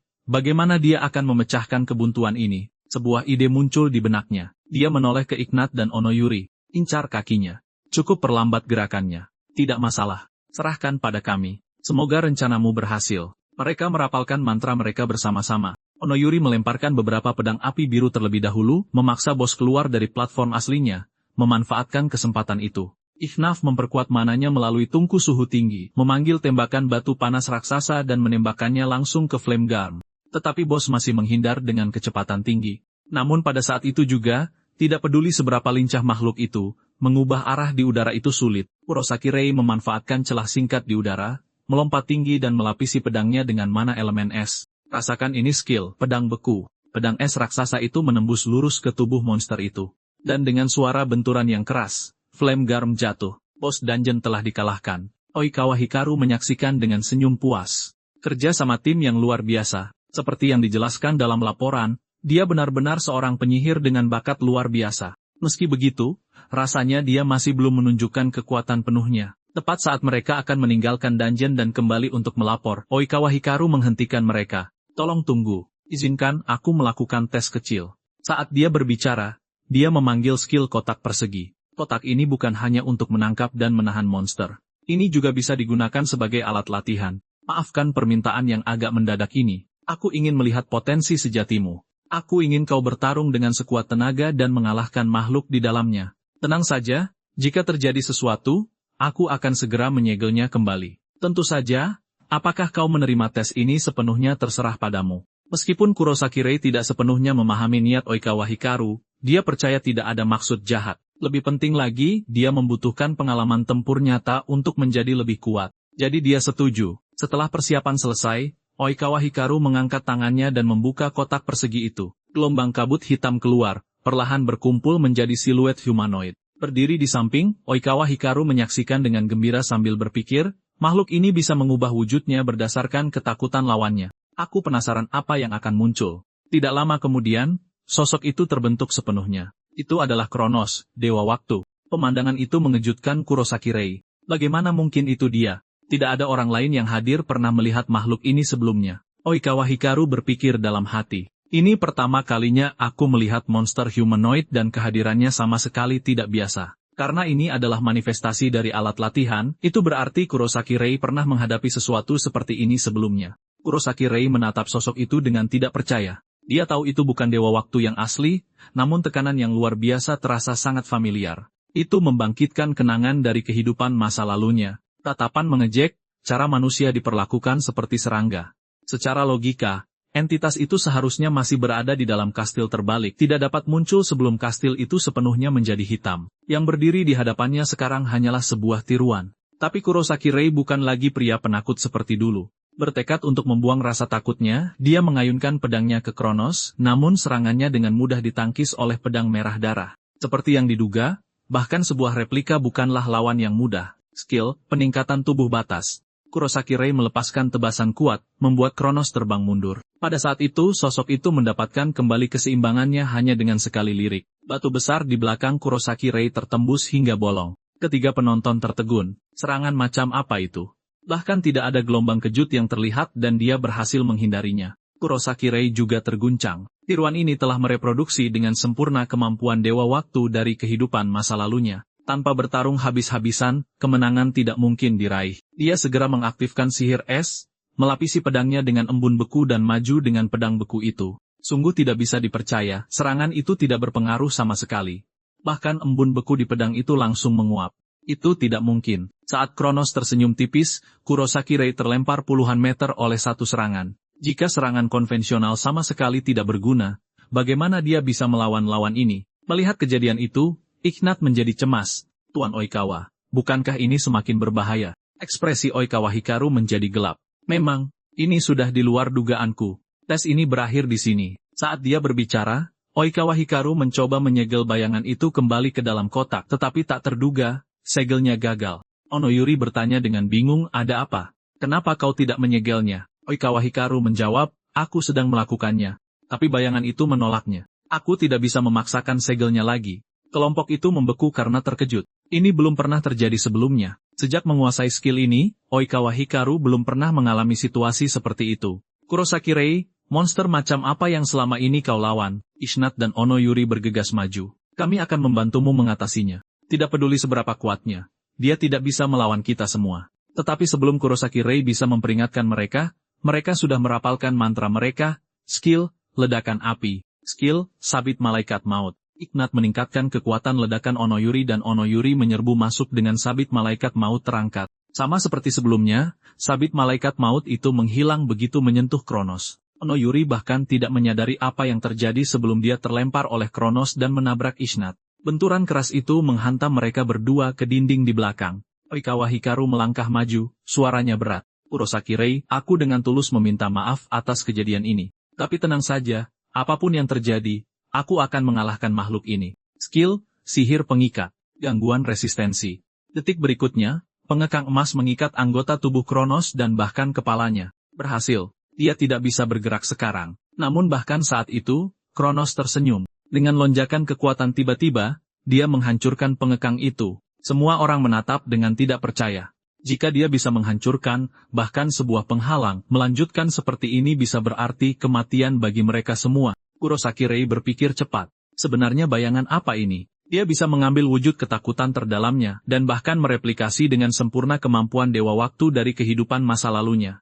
Apakah itu benar-benar normal? Pada saat itu, Kurosaki Rei menyadari bahwa ini kemungkinan adalah salah satu kemampuan bayangan itu. Dia menciptakan kembali penampilan dan kekuatan Dewa Waktu dari ingatannya. Jika begitu, maka dia tahu cara mengatasinya. Kurosaki Rei segera memberitahu Oikawa Hikaru untuk menyerahkan musuh ini kepadanya. Dia sudah memikirkan tindakan balasan. Di kehidupan sebelumnya, saat menghadapi Dewa Waktu yang asli, Kurosaki Rei hanya bisa melarikan diri. Jika dia masih memilih rasa takut dalam kehidupan ini, tidak mampu mengalahkan bahkan sebuah tiruan, maka kesempatan keduanya akan sia-sia. Transformasi bayangan itu pada intinya tidak lebih dari sebuah skill, 1204. Dan jika itu adalah sebuah skill, maka mencurinya akan mengakhiri segalanya. 1205. Saat telapak tangan Kurosaki Rei menyentuh Dewa Waktu, pencurian skill aktif. 1206. Saat skill itu berefek, tubuh Dewa Waktu palsu itu mulai menghilang perlahan. Pada akhirnya, ia memudar ke udara dan lenyap sepenuhnya. Oikawa Hikaru menatap pemandangan itu dengan tak percaya. Gelombang energi sihir yang aneh itu telah melampaui apapun yang bisa dia pahami. Dia menatap Kurosaki Rei dan bertanya dengan suara rendah, "Sebenarnya siapa kau?" Beberapa saat sebelumnya, Kurosaki Rei telah mengalahkan Dewa Waktu tiruan menggunakan pencurian skill. Setelah itu, keduanya berpisah. Namun tak disangka, Onoyuri tetap tinggal di belakang menunggu sendirian dengan tenang. Yang muncul tidak lain adalah Oikawa Hikaru, penyihir yang dikenal sebagai Kaisar Kuning. "Maaf membuatmu menunggu. Ternyata mereka sudah saling kenal sejak lama." Semua tentang Kurosaki Rei telah dibagikan kepadanya oleh Onoyuri. Onoyuri berkata, "Sejujurnya aku pikir kau akan mati di dungeon itu." Oikawa Hikaru menjawab dengan canggung, "Aku benar-benar minta maaf. Aku juga tidak menyangka semuanya akan menjadi seperti itu." Onoyuri menghela napas. "Kau pria yang tidak berguna. Orang yang seharusnya kau berterima kasih adalah Kurosaki Rei karena memaafkanmu." Oikawa Hikaru menjawab dengan memelas, "Tolong bisakah kita tidak membicarakan ini? Aku benar-benar tahu aku salah. Selain itu, kekuatannya benar-benar membuatku terkesan, jauh melampaui apa yang dijelaskan laporanmu." Saat mereka berbicara, keduanya memasuki sebuah ruangan misterius. Di tengah ruangan, seorang pria duduk di atas tahta. Onoyuri dan Oikawa Hikaru segera berlutut dengan satu kaki. Ekspresi mereka dipenuhi dengan rasa hormat. "Selamat datang kembali.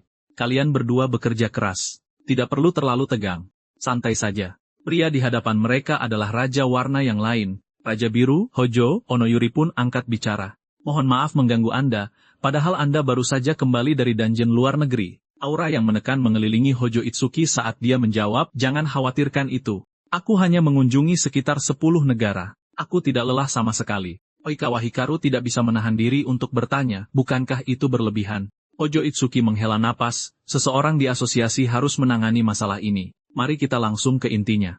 Kudengar kalian membersihkan dungeon Ikebukuro dengan seorang anak muda. Itu adalah dungeon tingkat tinggi yang baru saja muncul. Biasanya, butuh 10 penyihir elit yang bekerja sama. Ceritakan lebih banyak tentang anak laki-laki bernama Kurosaki Rei ini." Keduanya lalu menceritakan semua yang mereka ketahui. Setelah itu, Oikawa Hikaru berkata, "Sejujurnya, melihatnya bertarung mengejutkanku. Dia seharusnya memiliki kekuatan peringkat S, sama sepertiku, bahkan mungkin lebih kuat." Raja Biru termenung. "Performa bertarungnya mengesankan, tapi yang paling menarik perhatianku adalah skill yang bisa mencuri kemampuan lawan. Aku belum pernah mendengar kekuatan sehebat itu. Semakin banyak yang kudengar, semakin aku tertarik pada Kurosaki Rei. Bisakah aku meminta bantuan pada kalian berdua?" Sementara itu, Kurosaki Rei dan Ishnat tiba di aula asosiasi penyihir untuk melaporkan penyelesaian dungeon. Onoyuri bilang dia tidak bisa datang, jadi hanya mereka berdua yang hadir. Saat Hinatarina melihat mereka, dia berteriak, "Kurosaki Rei, kau akhirnya di sini. Apa yang kau lakukan kali ini? Raja Biru sendiri yang memanggilmu. Segera pergi." Kurosaki Rei membeku. "Kau bercanda, kan?" Adegan beralih saat Kurosaki Rei dan Ishnat memasuki aula Raja Biru. Pria di hadapan mereka tidak lain adalah sang Raja Biru legendaris, Hojo Itsuki. Di kehidupan masa lalunya, dia disebut Raja Para Warna, penguasa di antara semua Raja Warna. Dia juga merupakan idola terbesar Kurosaki Rei. Rei mengikuti setiap berita tentangnya, terutama moto yang sering diulanginya. "Yang kuat adalah kompas yang menuntun jalan kita." Kata-kata itu sangat menginspirasi Kurosaki Rei yang pernah bermimpi menjadi penyihir sepertinya. Lalu bencana melanda. Dungeon yang tak terhitung jumlahnya runtuh dalam reaksi berantai, menjebak banyak sekali orang. Untuk menyelamatkan mereka, Raja Biru mengorbankan dirinya, menjadi pahlawan yang menyelamatkan jutaan orang dan mendapatkan kekaguman dari semua orang. Namun, mengapa Raja Biru memanggilnya sekarang? Pada saat itu, suara yang familiar terdengar dari sampingnya. "Kalian berdua tidak perlu segugup itu." Kurosaki Rei menoleh dengan kaget. "Onoyuri, kenapa kau ada di sini? Dan Oikawa Hikaru juga ada di sini. Apa kau menyembunyikan sesuatu dariku?" Raja Biru melangkah maju. "Biar ku jelaskan. Mereka berdua adalah anggota Rasul Perang Suci, yang bertugas mencari bakat luar biasa di seluruh dunia. Rasul Perang Suci adalah unit elit pribadiku. Akulah yang memerintahkanmu untuk membersihkan dungeon itu, dan aku mengatur agar Oikawa Hikaru menemanimu, baik untuk menguji kekuatanmu maupun memastikan keselamatan semua orang. Onoyuri tersenyum tipis. Aku bergabung dengan timmu hanya karena kau terlihat menarik. Raja Biru melangkah maju dan berbicara terus terang. Sejujurnya, aku sangat tertarik padamu. Jika kau bersedia, aku ingin kau membantuku. Kekuatan dari warna-warna yang berbeda masih menyimpan banyak misteri yang belum terpecahkan. Aku ingin mengungkapnya. Kurosaki Rei, biarkan aku bertanya sesuatu padamu. Apa tujuanmu sebagai seorang penyihir? Pertanyaan itu membuat Kurosaki Rei lengah. Tujuan? Di kehidupan sebelumnya, mimpinya hanyalah menjadi seorang penyihir. Untuk melepaskan diri dari bayang-bayang yang ditinggalkan saudaranya dan tidak lagi terikat olehnya. Tapi sekarang, tujuannya telah berubah untuk mengalahkan Kronos, Dewa Waktu. Dia ingin menjadi lebih kuat dari siapapun di dunia ini. Raja Biru berbicara perlahan. Jadi kau ingin berdiri di puncak tertinggi dari semua penyihir dan menggantikanku sebagai Raja Warna. Kurosaki Rei tahu betul bahwa bahkan di kehidupan masa lalunya, ketika Raja Biru masih hidup, dia tidak mampu mengalahkan Dewa Waktu. Bahwa jika dia hanya terus mengagumi idolanya, tidak akan ada yang pernah berubah. Dengan tekad yang tak tergoyahkan, Kurosaki Rei menjawab, ya, aku akan melampauimu dan menjadi Raja Warna terkuat. Raja Biru tidak menjadi marah. Sebaliknya, dia tersenyum. Aku puas dengan jawaban itu. Kebetulan, ada pertemuan Rasul Perang Suci yang sedang berlangsung. Bertarung bersama penyihir yang benar-benar kuat akan membantumu berkembang lebih cepat. Bagimu, ini adalah kesempatan langka.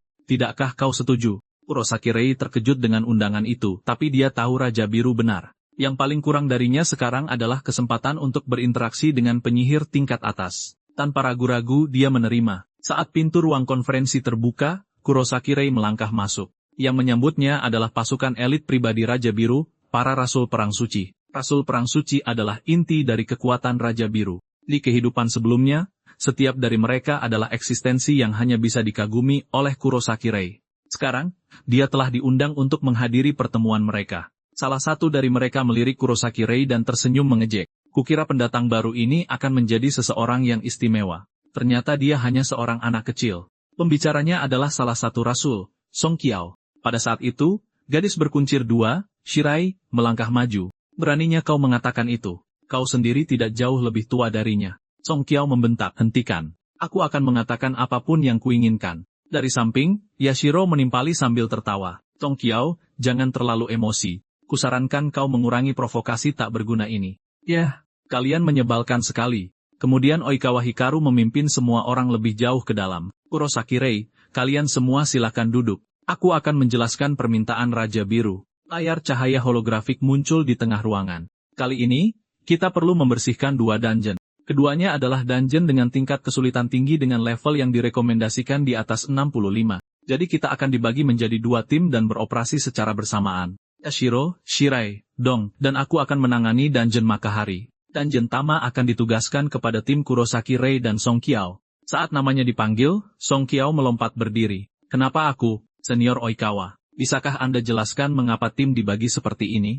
Onoyuri angkat bicara dari samping. Apa? Kau tidak setuju dengan penugasan tim? Song Qiao menjawab dengan marah. Bukankah itu sudah jelas? Oikawa Hikaru menghela napas. Bukankah ini sudah dijelaskan padamu? Kurosaki Rei adalah seorang penyihir yang menggunakan 3 warna mana. Song Qiao mencibir. Jadi kenapa jika dia bisa menggunakan banyak warna? Itu tidak berarti dia kuat. Saudaranya adalah contoh yang sempurna. Kurosaki Rei terkejut. Kau kenal saudaraku? Song Qiao menjawab dengan mengejek, kau benar-benar kakak yang tidak tahu apa-apa. Apa kau tidak tahu? Dulu saudaramu adalah salah satu Rasul Perang Suci. Dia dikenal dunia sebagai Raja Ungu, tapi di antara kami, dia yang terlemah. Itu mengingatkan Kurosaki Rei pada apa yang dikatakan Onoyuri saat mereka pertama kali bertemu, bahwa Raja Ungu tidak ada istimewanya. Song Qiao menyeringai. Jadi memiliki mana berbagai warna saja tidak membuktikan apa-apa. Kudengar kau membersihkan dungeon Ikiguro dan menyebabkan kehebohan. Jangan pikir aku tidak tahu. Kenyataannya Oikawa Hikaru yang menyelamatkanmu pada akhirnya. Jadi jika kau lemah, jangan menghalangi. Mendengar itu, Isenot membentak dengan marah. Kau bajingan. Kurosaki Rei jauh lebih kuat dari yang kau kira. Sebelum kau melihatnya dengan matamu sendiri, jangan langsung mengambil kesimpulan. Melihat Isenot membelanya, Kurosaki Rei merasa sangat terharu. Song Qiao, setelah dibungkam oleh seorang gadis, menjadi kehabisan kata-kata. Pada akhirnya, Dia menepisnya dengan tidak sabar. Baiklah, aku akan mengambil misi ini. Oikawa Hikaru juga angkat bicara. Karena tidak ada yang keberatan, maka sudah diputuskan. Aku doakan kalian semua berhasil membersihkan dungeon. Dan Song Qiao, aku tahu kau masih tidak puas dengan Kurosaki Rei. Kalau begitu gunakan matamu sendiri dan lihatlah. Kau tidak perlu memberitahuku. Aku memang sudah berencana melakukannya. Dan begitu saja, semua orang meninggalkan ruang rapat. Sementara itu, Kurosaki Rei sedang berpikir keras untuk mengalahkan Dewa Waktu, Kronos. Mengandalkan kekuatannya sendiri jelas tidak cukup. Dia harus membangun tim yang benar-benar kuat. Ganti adegan. Rombongan tiba di Dungeon Tama. Jumlah monster di sini sangat banyak, dan mereka jelas-jelas berkumpul menuju kelompok itu. Semuanya tetap waspada. Tepat saat Kurosaki Rei hendak mengoordinasikan formasi mereka, Song Qiao mencibir dan melangkah maju sendirian. Skill, bakar. Api seketika menyelimuti kepalan tangan Song Qiao. Saat monster-monster itu menerjang ke arahnya, dia menghantamkan tinjunya lurus ke tanah. Gelombang kejut yang mengerikan meletus, menelan monster di sekitarnya dalam sekejap. Isenat, yang juga menggunakan mana merah, menatap dengan kaget. Kekuatan pukulan itu sungguh luar biasa. Ketika debu mereda, sebuah kawah besar tersisa di tanah. Song Qiao berkata dengan bangga, lihat itu, inilah kekuatanku. Sudah takut? Mundur saja dan tonton. Aku bisa memusnahkan mereka semua sendirian. Dengan itu, dia menyerbu maju lagi meninggalkan Kurosaki Rei dan dua lainnya berdiri di sana dengan canggung. Tapi bukankah mereka seharusnya bekerja sebagai tim? Maaf soal ini, kau juga. Melihat pria yang menyebalkan itu, Kurosaki Rei menolak untuk kalah dari orang sepertinya. Dengan itu, dia maju sendirian meninggalkan kedua wanita itu berdiri terdiam karena terkejut. Dia benar-benar tidak bisa mengerti laki-laki seperti ini. Masing-masing lebih kompetitif dari yang lain. Begitu Kurosaki Rei bergabung, gerombolan monster itu musnah dengan kecepatan yang mencengangkan. Chan Xiao menoleh dan berkata, "Nak, gerakanmu tidak buruk, tapi mari kita lihat apakah kau bisa mengimbangiku mulai dari sekarang." Begitu saja, monster-monster malang itu ditebas dengan cepat oleh mereka berdua. Sementara itu, Isenat dan Onoyuri tidak bisa berbuat apa-apa selain menatap pertempuran kacau itu dengan tak percaya. Onoyuri tiba-tiba angkat bicara. Mereka luar biasa. Mereka saling memacu tanpa henti, tak ada yang mau mengalah. Meskipun begitu, Song Qiao itu bodoh. Pertarungan satu lawan satu sebenarnya adalah area terlemahnya. Sihirnya dikhususkan untuk memperluas serangan skala besar menjadi sesuatu yang bisa dia kendalikan dengan bebas. Itulah sebabnya dia hampir tak terkalahkan melawan sekelompok musuh. Saat ini, penyihir tingkat atas dinilai hampir seluruhnya dari berapa banyak monster yang telah mereka bunuh. Tapi Kurosaki Rei bisa mengimbanginya. Sepertinya aku masih belum sepenuhnya memahaminya. Tak lama kemudian, kelompok itu tiba di pintu masuk ruang bos. Bahkan Isenat, yang hampir tidak melakukan apa-apa, tertegun, 10 menit. Hanya itu waktu yang dibutuhkan untuk mencapai ruang bos. Bukankah itu terlalu cepat? Pada saat yang sama, Kurosaki Rei merasakan sesuatu yang tidak biasa. Saat bersaing dengan Song Qiao dalam membunuh monster, dia tampak lebih kuat dari biasanya. Itu adalah sensasi yang belum pernah dia rasakan sebelumnya. Segera, pintu besar itu didorong terbuka. Di dalamnya ada sebuah ruangan yang hancur total. Kurosaki Rei segera memperingatkan mereka, tetap waspada. Bos bisa muncul kapan saja. Pada saat itu, sebuah bola hitam tiba-tiba muncul di atas mereka. Monster macam apa ini? Semuanya, bersiaplah untuk bertarung. Saat berikutnya, dinding ruang bos terkoyak dan beberapa monster diseret ke dalam. Mereka ditarik tak terkendali ke arah gumpalan daging yang melayang di udara. Begitu mereka bersentuhan, gumpalan itu mulai menyerap mereka seolah-olah sedang makan. Detik berikutnya, ia berevolusi. Bos Dungeon, monster Chimera, level tidak diketahui. Isenat terkesiap. Dia menyerap monster lain. Kurosaki Rei sama terkejutnya. Bos ini jelas menjadi lebih kuat dengan memangsa yang lain. Di kehidupan sebelumnya, Kurosaki Rei belum pernah mendengar monster seperti ini. Ia segera memperingatkan yang lain, hati-hati. Ada yang aneh dengan makhluk ini. Tapi Song Qiao tidak memperhatikan dan mengaktifkan pembakaran. Mengepalkan tinjunya, dia melompat lurus ke arah monster itu. Terlalu cepat bagi Kurosaki Rei untuk menghentikannya. Song Qiao berteriak dengan semangat. Dalam pertarungan, siapa yang menyerang lebih dulu, dia yang menang. Terima ini. Pukulan itu memicu ledakan besar. Pada saat berikutnya, Song Qiao membeku karena terkejut. Serangannya telah sepenuhnya ditahan oleh salah satu lengan monster itu. Pada saat yang sama, lengannya yang lain mengayun ke arahnya dengan kecepatan yang mengerikan. Pada jarak itu, Song Qiao tidak punya kesempatan untuk menghindar. Pada saat kritis, Kurosaki Rei langsung mengaktifkan manahan. Saat tinju bos itu turun, dia menarik Song Qiao keluar dari bahaya. Song Qiao, kau baik-baik saja? Tanya Kurosaki Rei. Song Qiao menggertakkan giginya. Sialan, diselamatkan oleh pemula sepertimu. Ini adalah aib seumur hidup. Pada saat itu, Kurosaki Rei menyadari sesuatu yang tidak normal. Bos itu meraih lengannya yang terluka dan merobeknya sepenuhnya. Pemandangan brutal itu membuatnya merinding. Daging yang terputus itu segera mulai menggeliat. Detik berikutnya, lengan baru beregenerasi. Pada saat yang sama, energi mulai terkumpul di sekitar kepala monster itu. Kurosaki Rei langsung merasakan bahaya. Semuanya bergerak sekarang, teriaknya. Ledakan energi besar ditembakkan ke arah mereka begitu dia berbicara. Kelompok itu nyaris tidak berhasil menghindar ke samping. Awan jamur meletus di tengah ruangan, gelombang kejutnya menyebar keluar. Bahkan Isenot terlempar dengan keras ke samping. Ketika debu mereda, hanya kawah yang hancur yang tersisa. Tong Qiao berkata tak percaya. Jika itu mengenai kita secara langsung, kita akan mati. Kabar baiknya adalah sepertinya dia tidak bisa menembakkan serangan itu berulang kali. Onoyuri segera menyiapkan serangan. Kalau begitu kita selesaikan sekarang, pedang api biru. Beberapa bilah api biru melesat ke arah monster itu. Semuanya ditahan oleh tubuhnya. Serangan biasa tidak memberikan kerusakan sama sekali. Kurosaki Rei mengerutkan kening. Jika ini berlarut-larut, ledakan energi itu akan datang lagi. Intinya dilindungi oleh terlalu banyak lengan. Serangan langsung hampir mustahil. Hanya ada satu pilihan tersisa, perkuat Sanshao. Kurosaki Rei berteriak pada Isenat. Dia jelas tidak mau, tapi setelah desakannya yang berulang kali, dia dengan enggan mengaktifkan tungku suhu tinggi. Song Qiao merasakan mana yang membakar membanjiri tubuhnya. Kekuatan meledak dari dalam. 1383. Tidak ada waktu. Kurosaki Rei berteriak, hantam intinya. Aku tahu. Song Qiao meraung, melompat maju terbungkus api. Bos merasakan ancaman itu dan mengarahkan semua lengannya untuk mencegat ledakan pembakaran. Kekuatan kali ini beberapa kali lebih besar dari sebelumnya. Namun yang membuatnya ngeri, itu masih hanya menghancurkan lengan monster itu. Pada saat yang sama, bos mulai mengisi daya lagi. Song Qiao mengatupkan giginya. Sial. Kita hampir berhasil. Apakah ini akhirnya? Pada saat itu, Kurosaki Rei melewatinya dengan tenang. Kerja bagus. Aku akan mengambil alih dari sini. Api jurang. Kurosaki Rei memadatkan bola api hitam dan menyerbu lurus ke arah inti monster itu. Song Qiao menatap tak percaya. Mana hitam? Sejenis kekuatan yang bahkan belum pernah dia dengar. Tepat pada saat itu, meriam energi monster itu akan menembak. Api jurang menghantam inti secara langsung. Kekuatannya yang dahsyat menembus lurus. Begitu saja, Kurosaki Rei mengalahkan bos dungeon, dan pada saat yang sama, mana hitamnya sepenuhnya terungkap. Sanshao menatapnya dengan gembira, berpikir dalam hati bahwa kegelapan yang belum pernah terlihat ini membawa kekuatan penghancur yang jauh melampaui kekuatanku. Dan lebih dari itu, bahkan di tengah pertempuran sengit, penilaiannya tetap tepat. Orang ini sama sekali tidak biasa.